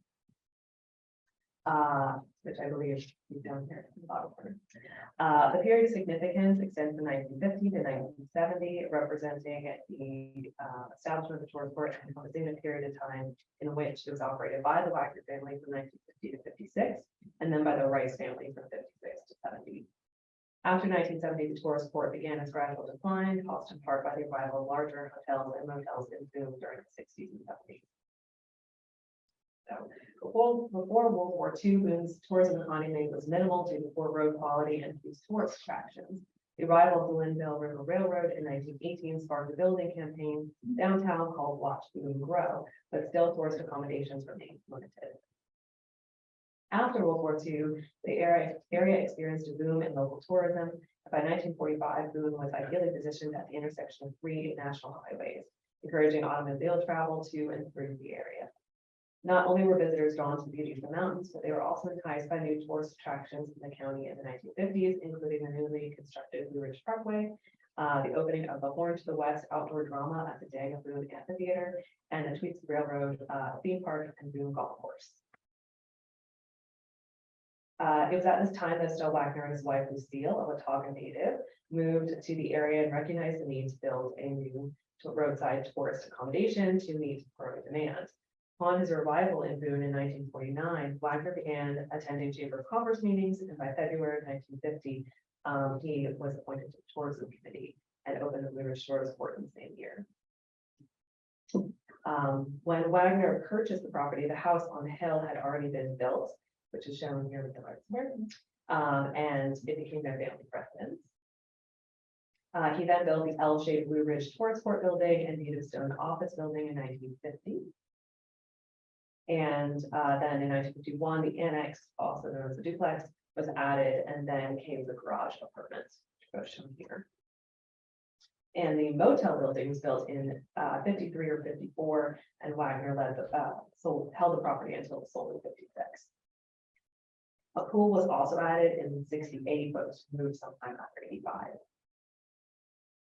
So here's what the tourist court looked like in 1954. I don't have a pointer, but generally you can see the little stone office there in the front. Immediately behind that is the tourist court and then the little annex building to the right. Up on the hill, you can see the house there, and just to the left of the house where that very cool old car is the motel building that was built later. And just behind the house, which you can barely see the little gable, is the garage annex or the garage apartment. Okay, so all of those buildings remain and are currently undergoing rehabilitation. So this is the front elevation of the house. So front elevation to the left and rear to the right. Although the current rear elevation was originally front, flipped it around, featuring a craftsman style porch. It was enclosed in the mid 1950s, and unfortunately we don't have interior view at the moment because this is owned by a separate property owner. Here is the office. Much of the original wood paneling remains inside. Very pretty. And this is the detail of the entry door as well as a little granite fireplace inside of the office. And this is what the tourist court looked like before the rehabilitation. And this is what it looked like after. The doors and windows were replaced or replaced in kind or repaired. And so here is, here's the interior finishes, which had to be replaced due to severe deterioration, but the spatial organization remains the same. The walls are still in place and things like that. So here is the annex, both before and then after the rehabilitation. So the interior rehabilitation is paused for the moment, but like the tourist court, it was pretty deteriorated. This is the little garage apartment that is immediately behind the house up on the hill. And this is the motel, the later motel from 53 or 54, which has not been rehabilitated yet. So the Blue Ridge Tourist Court was one of the earliest of nearly a dozen motor courts to be built locally during this early boom in tourism, as one of two remaining. The other, the Green Motor Court, which bears little resemblance to original appearance. Accordingly, the Blue Ridge Tourist Court remains the best example of the property type in the period because of this being so altered. You can hardly recognize it. Wagner played a significant role in the early development of Boone's mid-20th century tourism trade. He served leadership roles both in the Rotary Club and the Boone Chamber of Commerce, and was on the building committee for the Boone County or the Daniel Boone Amphitheater. Wagner was a visionary in land development and produced two mid-20th century Boone subdivisions and was a financial partner in other tourism attractions, including the Boone Golf Club. He also constructed several 1950 infill properties in downtown Boone and was one of the partners behind the 1960s Cabana Hotel, which is no longer extant. However, according to the nomination, the Blue Ridge Tourist Court is the earliest and most obvious surviving representation of Estelle Wagner's powerful influence in the development of Boone's tourism trade during the mid-20th century. The nomination acknowledges that Wagner was not alone in his efforts to capitalize on Boone's new tourism trade, but he occupied a unique position that allowed him to not only provide some of the accommodations to support the trade, but also to immerse himself in the planning, financing, and promotion of many of these new tourist attractions that had a direct impact on Boone's economy. The National Register boundaries encompass all the resources historically associated with the operation of the Blue Ridge Tourist Court, following the deed description in 1983 and the site's resurvey in 1985. The only exception is on the north end of the property where the boundary extends approximately 3 feet into the public right of way of the old East King Street to account for the roof overhang of that little office building, which is represented here. It's just hard to show that exactly. So, in summary, the Blue Ridge Tourist Board is being nominated at the local level under criterion A and B in the areas of entertainment and recreation, the period significance spanning from 1950 to 1970. That's all I have for you today. Thank you. Are there any questions? Just to clarify, so staff recommendation is to list it, and because the renovations have been in kind, and so it hasn't drastically altered the. I believe that is correct, yes. As far as I know, the rehabilitation has been in kind, and then they have been working with them to make sure that it's appropriate. But as I said, that is the only information I have at the moment. I know the rehabilitation is currently cost. I don't have a question about the eligibility, but just wondering whether the nomination says that there's a high degree of integrity on all of the buildings, and I would quibble with that. I don't think, since it's not nominated under C, I don't think that threatens its eligibility, but just to be precise about what you mean by high degree of integrity.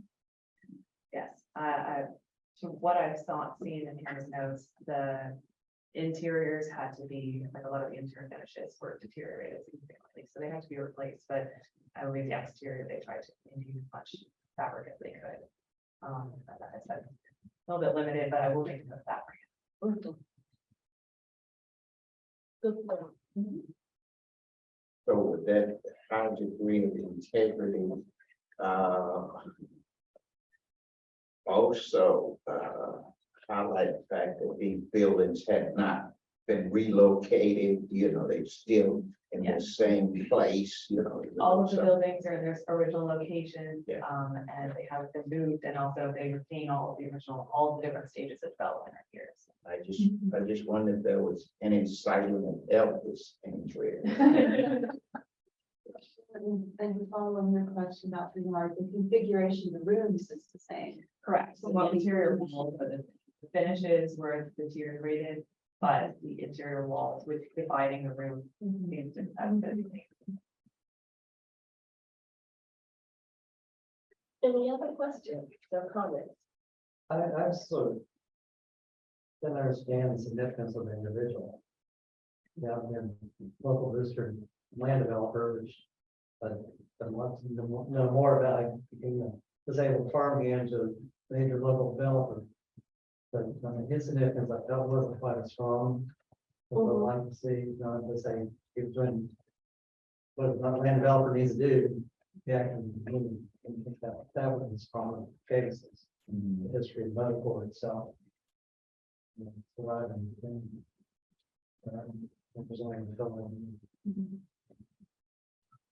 I think that's a good recommendation that if you do uncover or kind of think about how you want to position, like in the story and how the narrative is framed, because that is.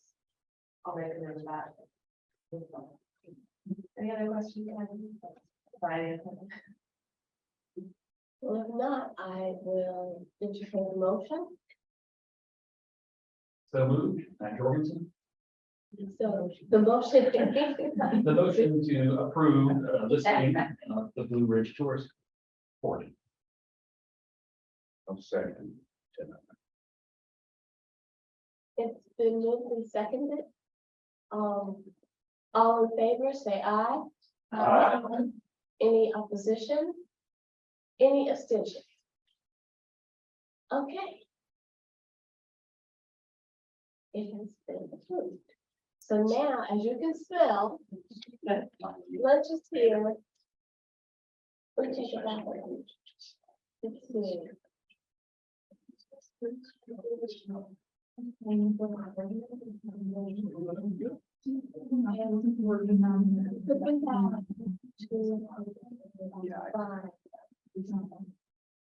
Okay, what we are anticipating is for break now until 1 o'clock, time to get lunch. We're looking at the remainder of the study list applications. We should be through by 2 and change. This is refreshing. And Francis F. Sorensen House, located in Greensboro, Guilford County. right in the heart of Guilford County. And it sits near Irving Park. Edward Lowenstein's design experiments with space perception and use, storage, lighting, materials, and design philosophies took their most robust form in Lowenstein's own house. Built in 1954, the Edward and Frances S. Lowenstein House is situated on a large landscape lot in Greensboro's Irving Park neighborhood. Chicago native Lowenstein tailored the residential design to suit his modern sensibilities, as well as his wife's more traditional tastes, interiors, furnishings, and finishes. According to the Cellulose application, Lowenstein more completely demonstrated the influence of Frank Lloyd Wright's connection to the land, Walter Gropius's Bauhaus ideals, and Mies van der Rohe's premise for clean, uncluttered living. The house is featured in the New York Times Magazine in the June 1955 issue, and the house remains an archetype of his personal style and design approach. After moving to Greensboro in 1945, following his military service in World War II, Lowenstein set about establishing clientele both within and outside Greensboro's Jewish community. Thanks in part to his wife's family connection, textile magnate Cohn family, as well as his Bachelor of Architecture degree from MIT. From 1946 to 1952, Lowenstein secured design commissions for residential and commercial projects that redefined Greensboro in the post-World War II period. Eventually partnering with Robert A. Atkinson Jr. in 1953, their firm produced more than 1,600 commissions, 1/3 of which were residential. Lowenstein and Atkinson also demonstrated their commitment to the community by hiring the first African-American architects and design professionals, including William Street, who was also a classmate of Lowenstein's at MIT, and he eventually joined North Carolina A&T's faculty. The late W. Edward Jenkins and Clinton E. Bradley, all of whom went on to establish prolific architectural careers in North Carolina and beyond.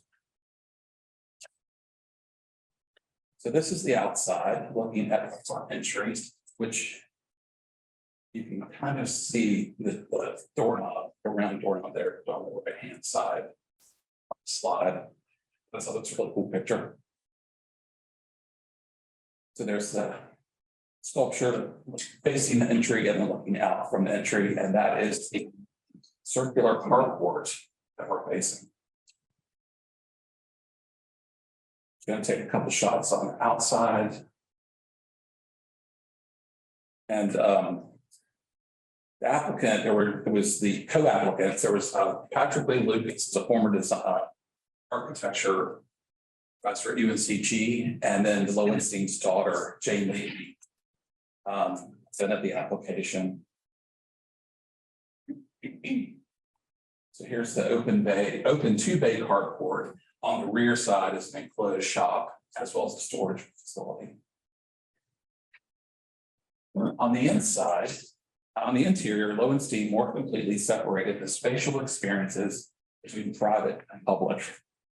He opened the public spaces to the inclusion of clerestory windows and large window walls to connect completely to the outside. Lowenstein included a similar palette of materials in and out, connecting the interior experience to the outdoors. Lowenstein exposed structural elements in the house, such as the steel angled I-beams that support the living room ceiling, and a curved masonry wall, which you can kind of see in the slide on the left. It's behind the sofa, and the slide on the right, it's on the left side. IT throwing a laser pointer. But anyway, a curved masonry wall made with Carolina fieldstone in the dining room that screens the dining room and the living room. Echoing his earlier commissions, Lowenstein deployed a similar materials palette for his own home. Honey-colored wood for ceilings and walls in the public spaces, plaster walls in private and service spaces, and cork, stone, carpet, and vinyl top floors. So there's the clerestory that was mentioned. Have that stone kind of almost like a walkway in front of the fireplace there. This is the dining room. So combining antique furniture with, the modern skeleton, I guess you could say. And then that's looking into the St. Clair story in the dining room from the outside terrace. Mrs. Lowenstein worked with interior designer Sarah Hunter Kelly at York to augment the warm color palette from the architectural envelope with furnishings and finishes that further emphasize the human quality to them throughout incorporating finishes that soften the modern appearance of the building. From all accounts, Kelly worked with Mrs. Lowenstein closely as the matron of the household, a symbol a vision of the residents. Lowenstein House embodies the modernist style and is significant for its association with its design, as well as the association with the work of a master architect. It retains a high degree of integrity of setting, location, workmanship, design, materials, feeling, and association. And this is the site plan. So it sits on I didn't know it's not the acreage, I apologize. But it sits to the rear of the site plan, and then the front is all naturalized. So the drive here. So it carries you along with really naturalized and there's stone retaining walls. And then the Levy's have incorporated very extensive outside sculpture, body of sculpture. Yeah.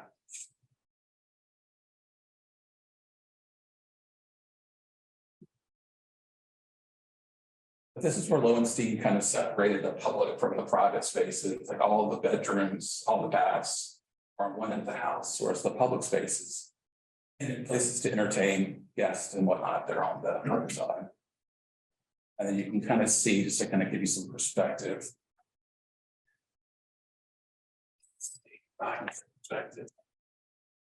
Here is the carport there.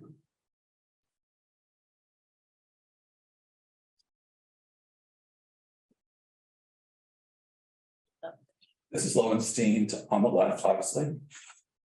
And that's his firm on the right. Staff recommends the Edward and Francis S. Lowenstein House eligible for the National Register of Historic Places under criterion B for its close association with architect Edward Lowenstein. And it is the property with which he is most personally associated, and criterion C for its design. I won't take questions now, but I have one more. I'm going to present that.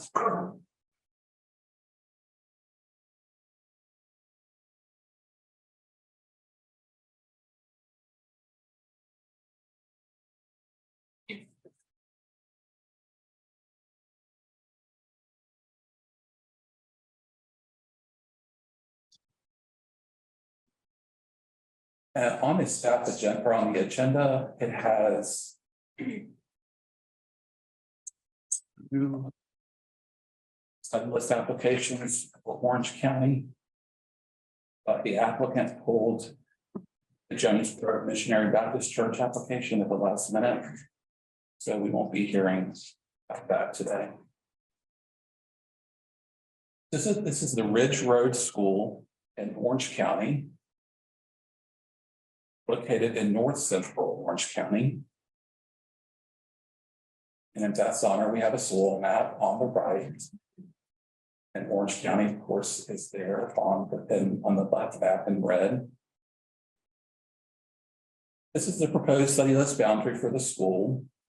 The church you see just to the north is Jones Grove Missionary Baptist Church, which also served the Ridge Road community, and it was established in the late 1920s, just a few years before the school was built. But the church today dates from the early 1960s, and it has been significantly altered. In 1932, the Orange County Board of Education agreed to subsidize the construction of new building or additions that would create 5 1- to 3-room schools for African-American students. Merritt's, Ridge Road, Sunnyside, White Oak Grove, and Sarton In the mid-1930s, the county added 3 more schools to this building program. So 8 schools were constructed for African Americans in Orange County in the 1930s. All were simply finished buildings that followed standardized plans or slightly modified standardized plans provided by the State Department of Public Instruction. The board allocated $500 for the construction of a new Ridge Road School to replace an earlier building. For each of these 5 schools, community members were to supply the building's lumber. In the case of Ridge Road, the community also provided the land when farmers Walter and Maggie Torian made some land available for construction. Enrollment for the 1934-1935 school year totaled 80, of which 51 students attended regularly. By late 1948, the average daily attendance had not changed much, with 7 of 75 enrolled students attending regularly. This level of enrollment and attendance held steady for the school's entire. So Ridge Road has suffered from neglect and has had some modifications, but in general, it retains very good architectural integrity. Of the 8 previously mentioned schools, 1 was brick. It still stands. 1 other remains standing, but it has been radically and unsympathetically altered into apartments. The other 4 schools have been demolished. In 1951, the county distributed Ridge Road students to Central High in Hillsborough and 2 new elementary schools, Cedar Grove and Eflin Cheeks. The Ridge Road School began serving the community as a gathering place, hosting civic meetings and education programs. Eventually, the Torian family conveyed the property to Jones Grove Church. So we're going to continue to look at the building, details of the entry doors, interior images with the beaded board, simple molding around the doorways. I don't know, but maybe that's where a chalkboard was. See where the Beta Parade sash have been covered. They're still there. Variety of student desks. There's a lot of historic fabric still remaining. The school appears to be a good candidate for listing in the areas of Black history, education, and architecture, and the likely period of significance would cover the years the building operated as a school. Staff recommends study listing. So those are the only 2 study list applications I have, so I will take any questions. I have a question first about the Edward and Francis Lowenstein. It's really and maybe I'm misremembering something, but did Mr. Lowenstein also design Bennett College's president's home? Or someone in his firm, I remember hearing or seeing something about Lowenstein as associated. And when I saw the way he separated the public and private, even though when you go, it seems very traditional with columns and the wings. The wing that's part of the dining room has that modernist sort of feature. And I don't know when the home was commissioned to be built, but it's. This is Levy and Mr. Lucas want to pursue a multiple property document of all of Lowenstein's commissions, which I think is a fantastic idea. Mr. Lucas prepared a catalog. I guess I don't know if it was with Weatherspoon, but it was just kind of a presentation, public presentation about his work. But they had so much documentation. There's a special collection at UNCG of all the firm's papers. I don't know, and it's not politically correct to say secretary, but like the secretary that handled all the paperwork that went in and out of that office, she kept everything. So they have ample amount of paper. Yes. Okay. I was Googling that, and it does say that Lowenstein's firm built the president's house. Terrific. Okay. So I know I saw it somewhere. Look there. I mean, he designed all over the state. And so, yeah, I think NPD would be, it would be a great addition to our collection of great literature. That's cool. Oh, and then the second thing about the Ridge Road School, as they are filling out continuing to get information, they can find any of the teachers who are associated with the school, because not only are the schools important, but there was a whole movement of African-American teachers who would have been a part of that system. And it'd just be, I think it would help solidify some of the statements that are being made. And I'm thinking, as you know, Dr. Nard, the Janes teachers, or the Jeans, Jeanes, that teacher network was extensive and formulated the basis for many of the civil rights actions that come on later because of the network. Were they like itinerant teachers, or were they would find a place and? No, they were commissioned to work in these segregated schools. Okay. They were hired by the community, often by the community, because they were not a part of the school system in terms of getting support from the district. The community would support them, or the churches. But there was this extensive network. Septima Clark was part of organizing the teachers to go out, and especially in rural areas, to populate. My mother, one of her first positions in Georgia was at a small school like that, because she would tell me about the wood stove. She was a city girl. She said, getting that wood for the fire. But that was, I mean, she was a graduate from Spelman and was posted to one of these small schools. So I think that will be something to pay attention to. Okay. This was Sarah's application, but I will certainly pass it on to her. I'm certainly impressed that they were able to get 50 students into that building. It'd be a tight fit. They were fully spoke in. They wanted that education. Makes for a warm room, and you need to serve that often. But it's a sweet little building. The great story to tell. On the architect builder site, there's 7 buildings in Bennett campus that are built by one Siemens firm. Dorms, faculty housing, nurseries. They have a strong connection there. See, that doesn't. It was not part of my orientation when I came to Bennett to talk about who actually built the buildings. And so, but probably after the fact, try to understand. I think it needs to be talked about more.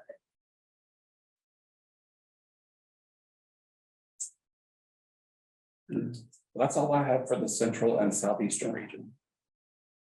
Well, thank you. At this time, I would like to entertain a motion to accept the study list application for the 2 properties in the central and southeastern region.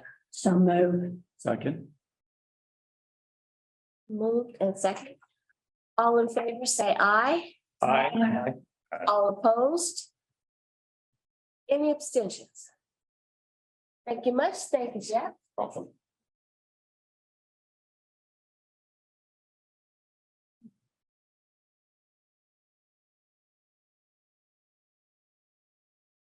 Nice to see everybody's still awake after lunch.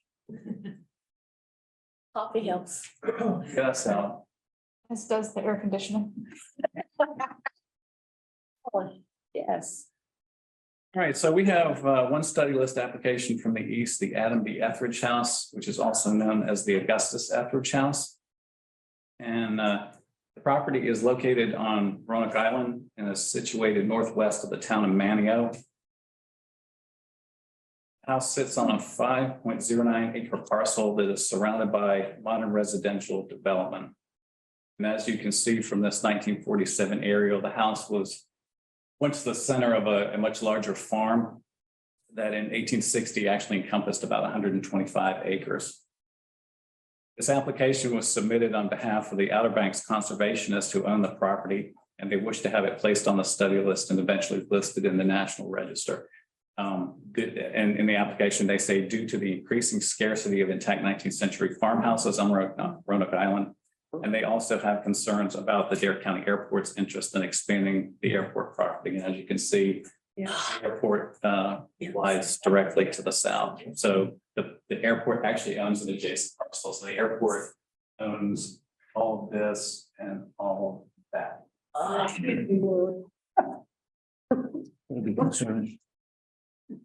So the Etheridge House was surveyed by our office in the early 1970s and again in 1994. And the next several images I'm going to show you actually come from the survey files that were taken on those two surveys. So the two-story side gable house is of timber frame construction and was built between 1847 and 1852 by Adam Doe Etheridge. And Etheridge occupied this house with his wife and children. And in addition to farming, he also derived income from fishing and oystering like most folks on the Outer Banks did. Following Etheridge's death in 1868, his wife remarried and she and her husband and their children remodeled the house from the 1870s through 1910. And an attached one-story kitchen extension was added to the house. And then in the 1880s, that kitchen extension was overbuilt with this two-story L, which you see here. Between 1880 and 1910, the house's original engaged front porch and rear porches were removed, and a full-width hip roof porch was added to the front elevation. And during that same time, the interior was remodeled, where the original enclosed stair was removed and replaced with the straight-run stair that you see in these images. The walls were covered with tongue-and-groove sheathing, and a hearth and exterior flue replaced a parlor door that existed on the gable end of the house. So what you're seeing essentially is, in this image, what the house appeared to look like about 1910, 1910s. In 1988, the descendants of Adam B. Etheridge purchased the house and eventually donated it to the Outer Banks conservationists to be restored as part of a living history museum known today as Island Farm. The analysis of the house and preparations for its restoration began back in 1999. While no written restoration plan was created, the organization consulted with architectural historians and professional restoration consultants regarding the house's evolution and how to best restore the building. And it was decided at that time to restore the building to its 1850 appearance, which would then allow it to serve as a centerpiece of a museum that would interpret the island's mid-19th century agrarian past. So it's really a living farm museum is what they have. In 2000, the restoration, the later 19th and early 20th century additions and changes, which were not in the best conditions, were carefully removed. And the removal of the post-1852 materials are essentially eradicated all later changes made by Adam Etheridge's widow during her occupancy in the house, and then all changes made by their son Augustus Etheridge and all later Etheridge descendants. Hence the reason we're referring to it as the Adam D. Etheridge House. The remaining physical evidence provided solid evidence of the form, appearance, and missing original features. So there's very little conjecture as to what the restored appearance of that building should be when they took it back. And I did speak with the architectural historian who assisted with the building analysis and advised the organization on the restoration. And he indicated that there was certainly more than 50% and as much as 70% of the original fabric that remained when they peeled away these later changes. So for things like the chimney that they ended up having to reconstruct, that they didn't have solid evidence for, they based that on photographs of similar chimneys that were on Roanoke Island. So what I'll show you now is what the building looks like post restoration. So this is kind of the setting with the airport property would be back behind this, and behind me would be 264, the main road on the island. This is the front elevation. As you can see, they restored that porch that had the little room on it. They did have some window sash left to model the 6/6 windows on. That's the reconstructed chimney that you saw. And so the front and rear porches really were kind of identical. This is the side elevation, and it's unusual to have this door on the gable end that came out from a parlor room, and that's the one that I described that later was infilled with a concrete block flue during the later changes that were made to that house. This is the rear elevation, again, similar porch configuration. So they had evidence for that porch with the rafters and stuff going into the structural framing members. This is the front door. As you go in, had a center hall plan, which they had to reconstruct the partition walls for that hallway. Into the left, you can see the corner of that reconstructed enclosed stair. And then the door with the dog that's looking out that parlor room out into the yard. The frame of that building originally was whitewashed, and then there were later sheathing in some areas put in, and you can see they did a good job of differentiating what was the old and which is the new. So all that wall material is new. You can see some of that exposed framework. And this is upstairs, so you can see in both these images that enclosed winder stair that they put back in, and then a partition wall on the second floor. So there's the before and after. So other than the house, the only remaining historic features on the property are the Etheridge Cemetery, which has earliest Etheridge family. So Adam Etheridge is in there, his son Augustus is in there, the wife, the kids, they're all there. And they also have this incredible heritage tree. So those are the only two other historic features on the property. So as part of the development of the museum's interpretive scheme, a complement of domestic and agricultural outbuildings were constructed on the site starting about 2000 to 2003-04. And these buildings are based on historic photographs of outbuildings on the island and conjecture about the types of outbuildings that may have existed on the property. And that conjecture is based on the agricultural census records that relate to the Etheridge family. They did do archaeological testing on the property. And I've not seen the archaeological report based on my conversation with one of the archaeologists. It does not appear that the placement of the new outbuildings are based on the archaeology. And I'll show you those new outbuildings now. So Adam Etheridge had 5 slaves, one of which was Christina Chrissy Bowser, who continued to live on the property into the 1910s. And this is a photograph of her. And the building you see in the background is assumed to be Chrissy's quarters on the Etheridge farm. And as such, an enslaved person's quarters were constructed to interpret a slave dwelling. So that's one of the new buildings.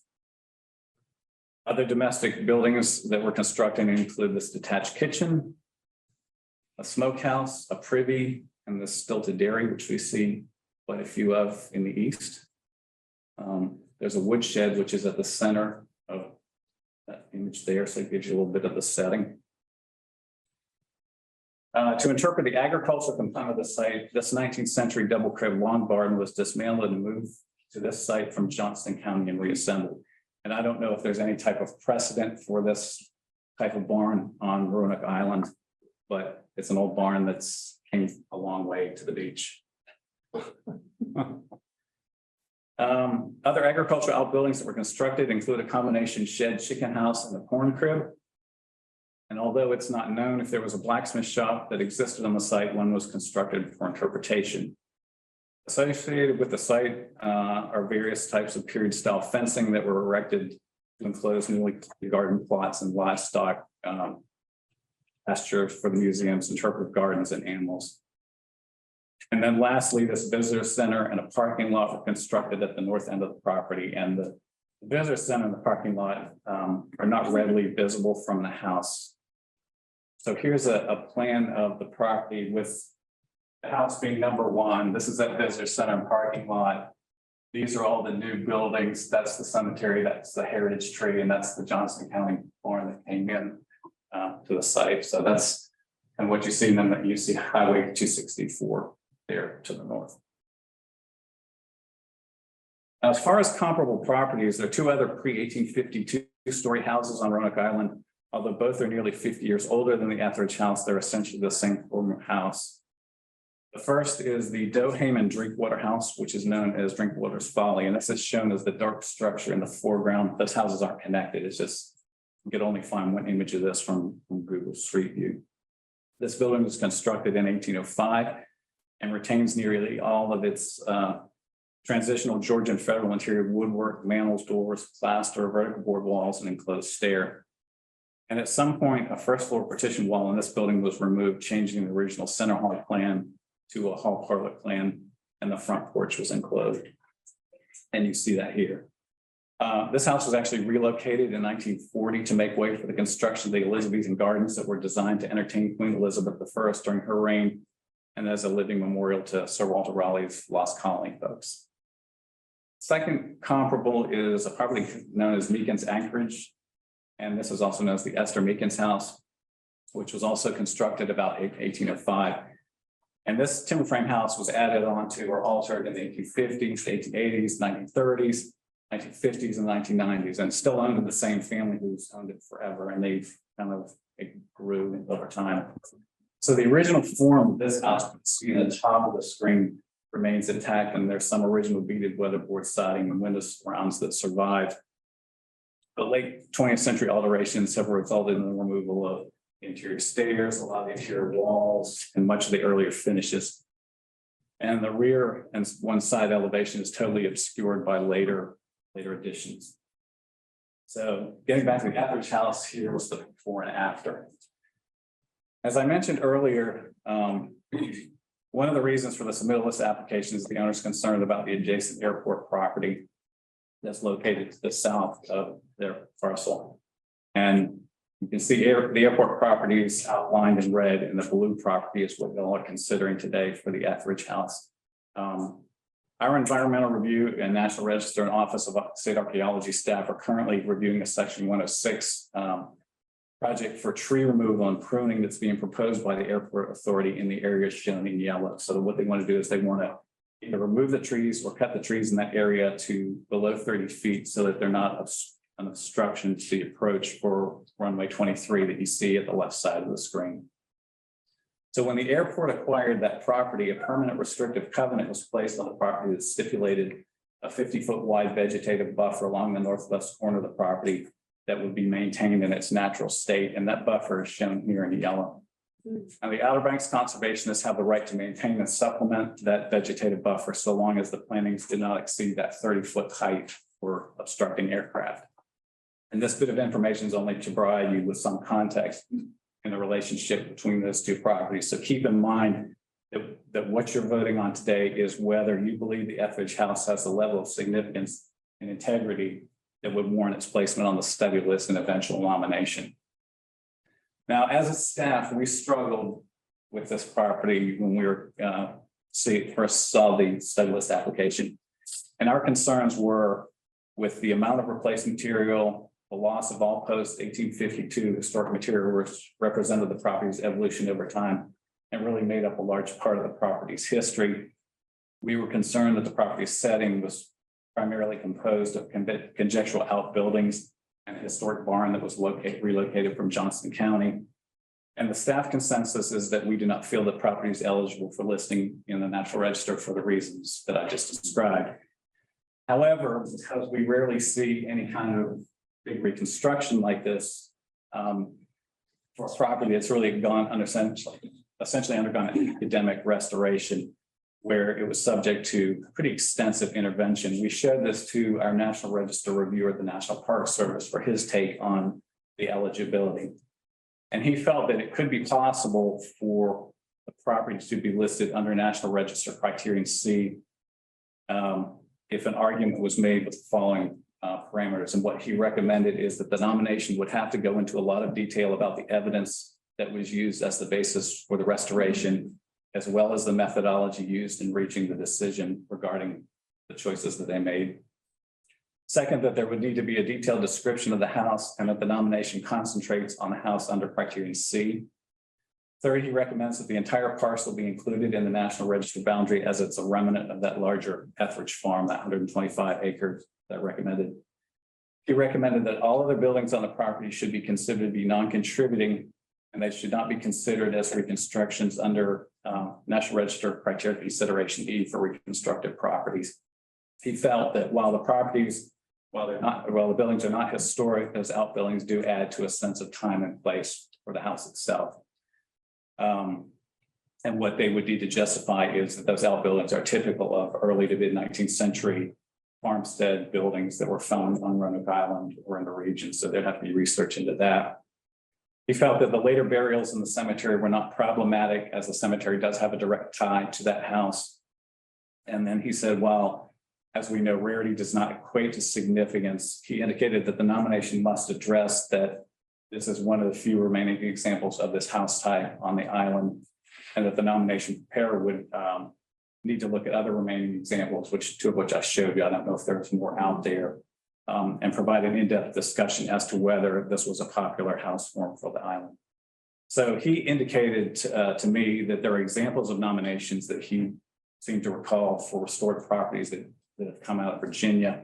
I've reached out to the Virginia SHPO folks and have not heard back on those, because it'd be interesting to see kind of how they justify that argument. So with that, I'll leave the Etheridge House for your rumination, consideration, deliberation. I'm happy to answer any questions. Okay, the floor is open for questions. After your conversations with the Park Service, did that change staff opinion about the property? I would say it was enlightening. We still have a lot of concerns with what we're seeing, and whether that's just solely based on this is a new animal to us and we haven't seen anything. Like I said, I think we'd feel a little bit more comfortable if we could see some of those Virginia nominations to see how they structured that argument. I'm not as familiar with other properties out there on Roanoke, so whether there's other examples that were out there. It is tough to say, it's just so new. So we're still kind of leaning towards no, but we're certainly open to see what can be done. So when was the museum started? They acquired the property in '99, and the restoration was done between 2000 and about 2004 on the house, and the outbuildings were constructed in the business center. Did you look at the old Salem National Landmark? The old Salem National Landmark? We haven't looked at that, but that'd be. 2016, and that was a big argument back and forth with the Park Service. They only did them as a later contributing to the museum, Right, not to the historic character. right. Even though they're all documented and archaeologically confirmed. and all that. Do you know what the period of significance for the museum aspect of that was? How's that started in 1950? All right, so they could argue that. Yeah, that's with this, that's the other thing, the museum's so new that, because we had discussed that as well, is it something that? They would not accept reconstructed building contributing to the time period to which they're reconstructed. Right, They said they're only contributing to the period during the museum's operation. So that, yeah, these, I'm saying the same standard. right. They did designate 2013 building as contributing to landmark. Right.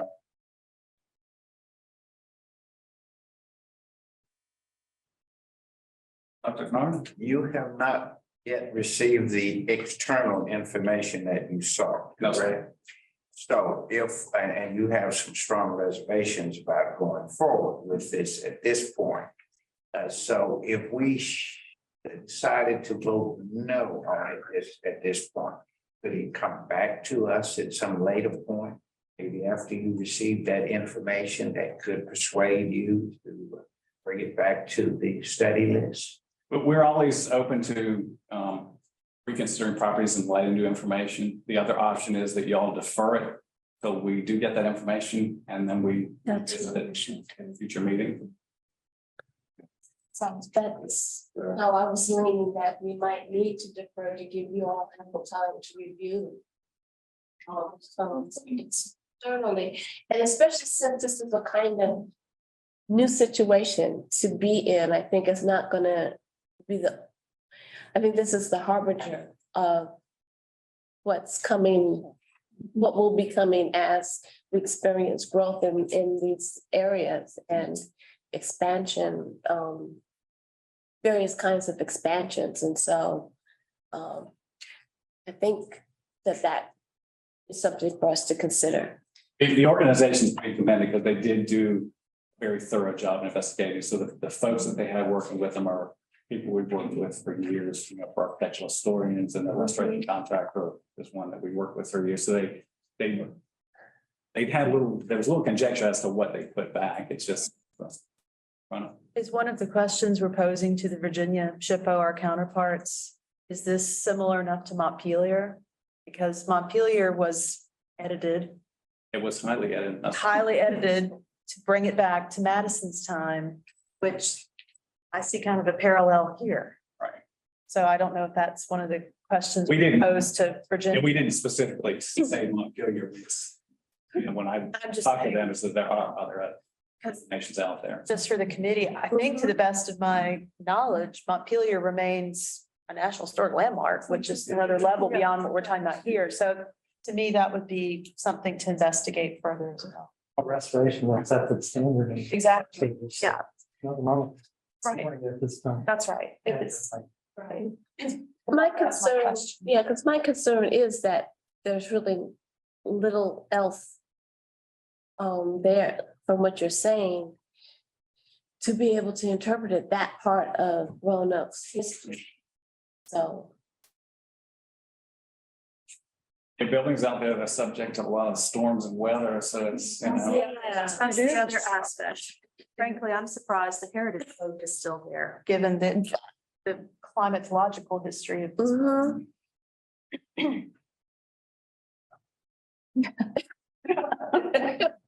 Let's not jinx ourselves, right, Mr. Bellis? So, I would entertain a motion to defer until our June meeting. If that is the will of the body. So moved. I'll second that. All in favor?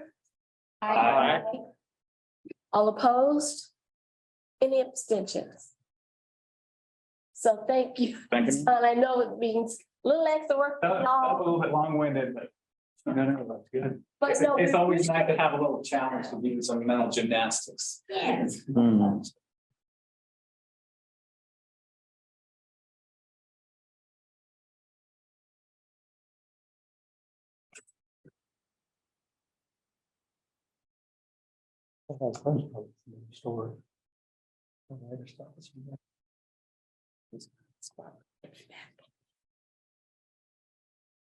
This is in her anyway.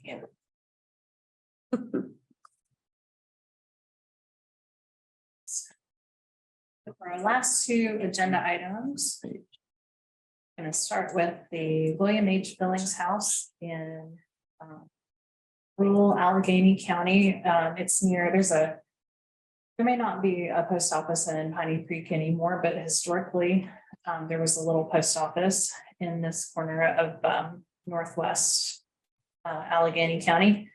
And the house was built in 1898. It's a two-story L-shaped dwelling under a cross hip roof.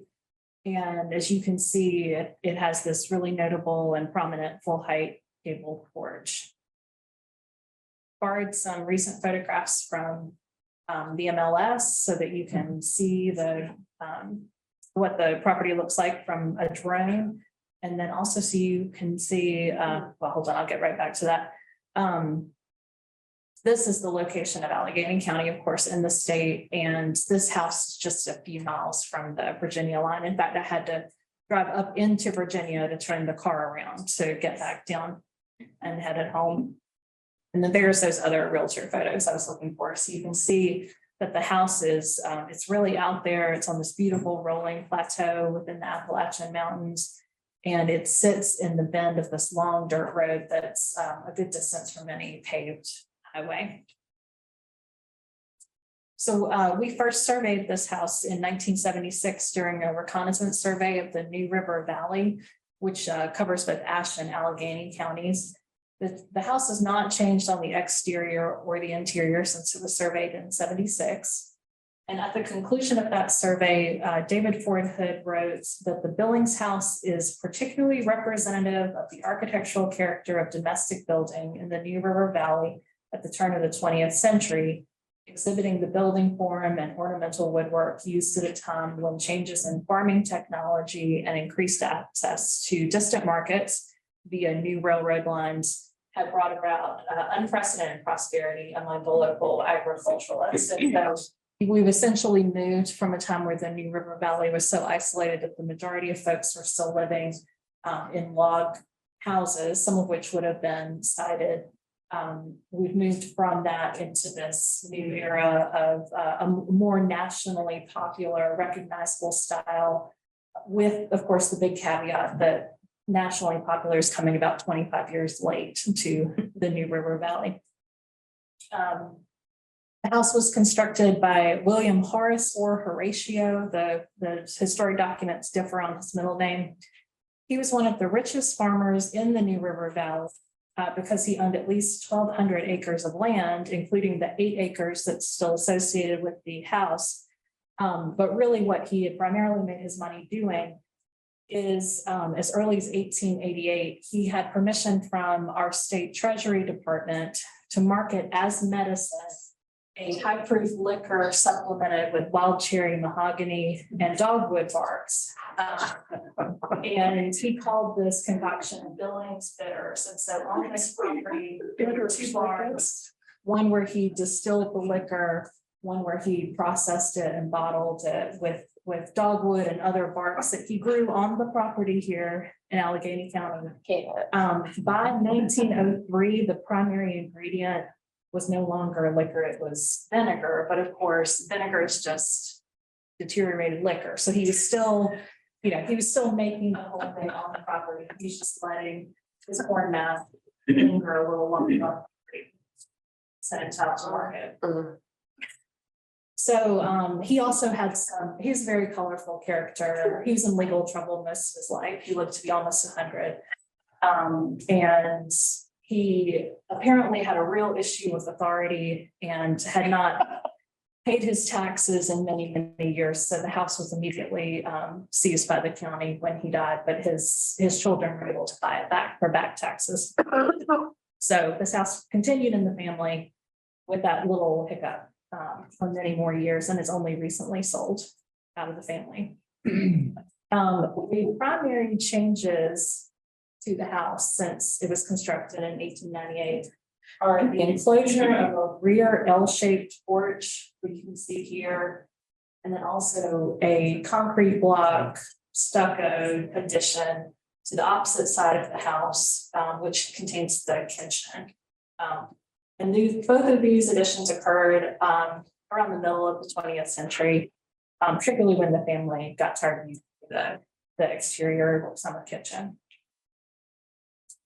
Otherwise, it's largely unchanged by the state of construction, and it is most notable for the effusive application of sawn, turn, and molded woodwork, providing late examples of the Italianated stick styles that were not in vogue nationally by the time this house was built.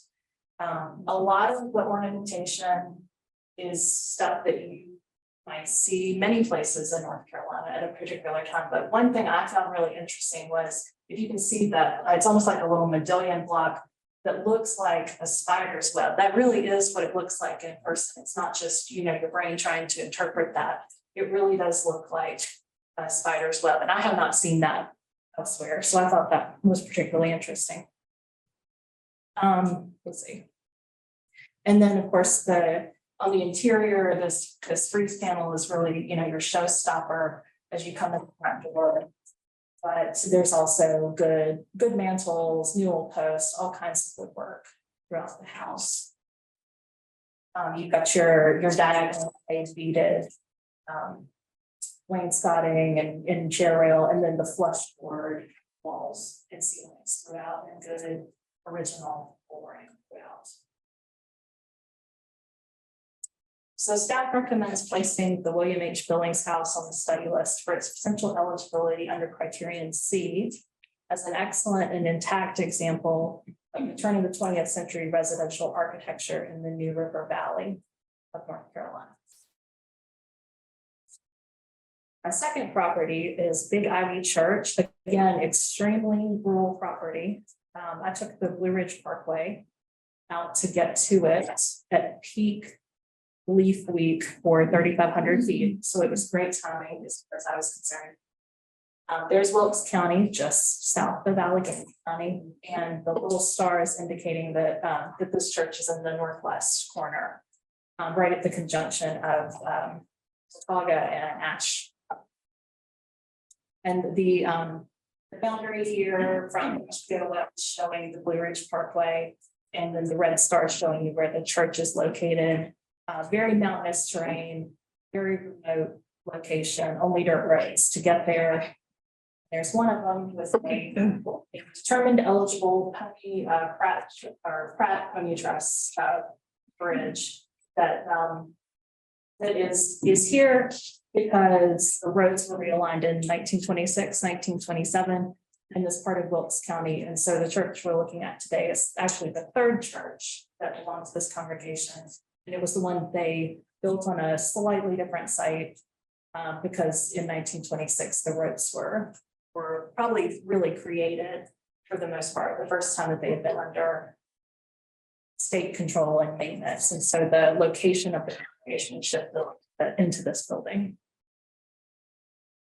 The records that were kept for this church began in 1884.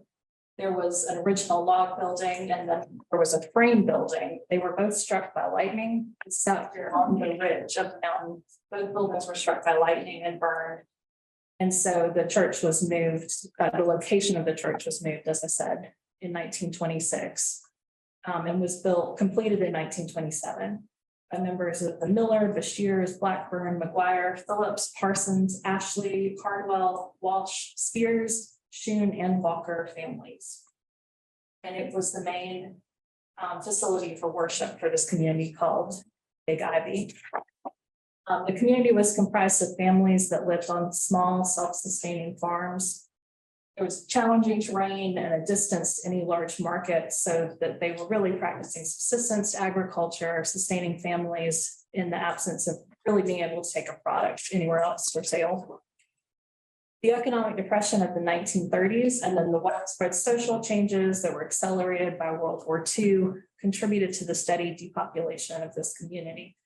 And the folks who introduced me to this property were all the children of people who had left the area to get mill work in North Wilkesboro and who had raised, their children in town in ranch houses.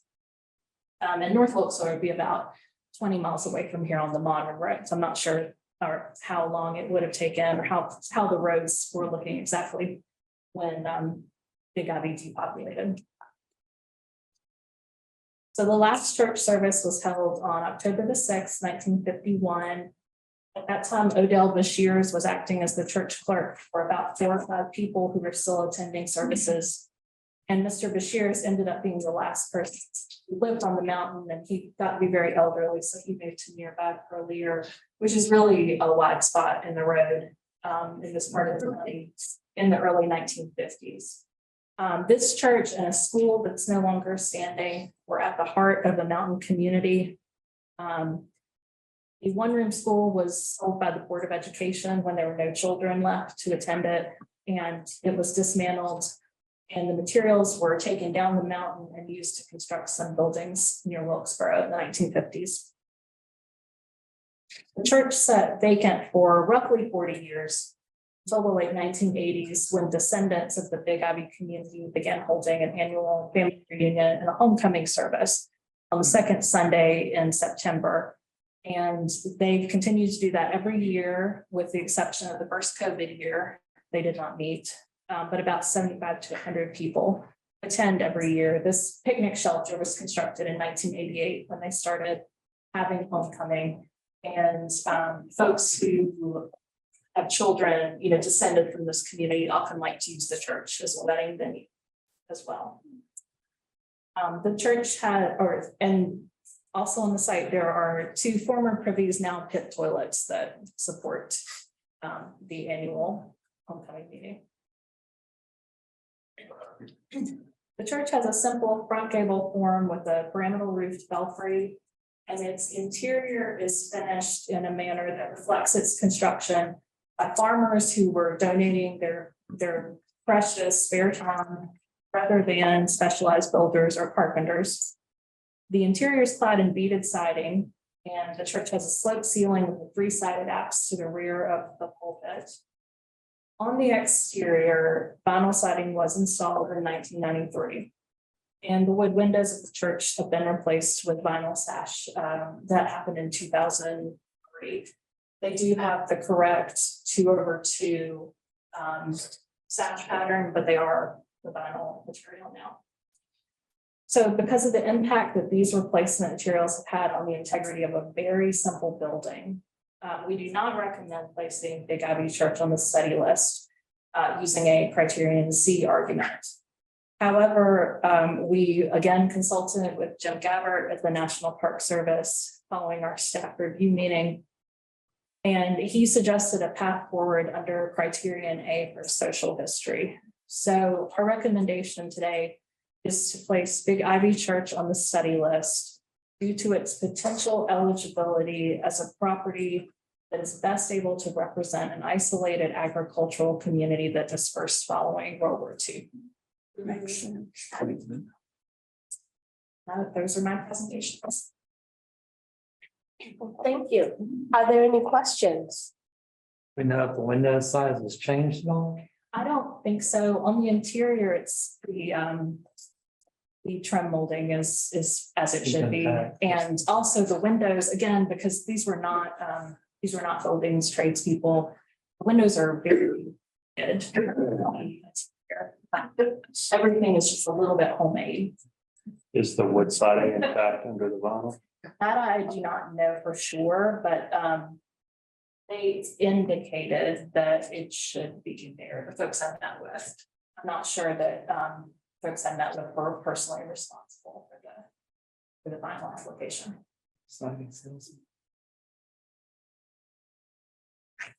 Any other comments or questions? It's interesting to go from all the way at the coast up to the mountains and see what rural looks like there. And I think it's important for our representation of properties across the state to at least have these nominations looked at. I mean, applications looked at. And it was staff recommendation to study list both of your properties. Yes, straight C for architecture for the Billings House and A for social history per recommendation from NPS staff for the church. Well, if there are no more questions or comments, I will entertain a motion to accept staff recommendations for the Western region. I will move to put on the study list the William H. Billings House and Big Ivy Church as recommended. I'll second. Thank you much. All in favor? Aye. All those who oppose? Any abstentions? Okay. Wow, we're at 2:02. It's amazing. So I want to thank staff very much for giving us the kind of overview, or back to y'all, but the kind of overview that we need to push through the nomination. And I also would like to remind all of us that this work that we're doing, the nomination forms and the study list forms are used by people to inform themselves about the history of our state. And so the diligence that y'all are taking and thoughtfulness is appreciated. And I just urge you to continue to know that these documents are not just going up to the National Park Service, but being used across the state for the history that may or may not be taught. So at this, Ramona, do you have anything else that needs to be covered? We have plenty of refreshments. If you need something to guide you over till you get home, please feel free to partake, and just thank everyone very much. We had almost a full house today, so thank you again for all your time that you're volunteering to this. We very appreciate it. Motion to adjourn? Yes, I will call for that motion. Second by Dr. Nard, all in favor, Rousey, aye. Sometimes. I don't think there's any nays or abstentions. Thank you all so much. Thank you.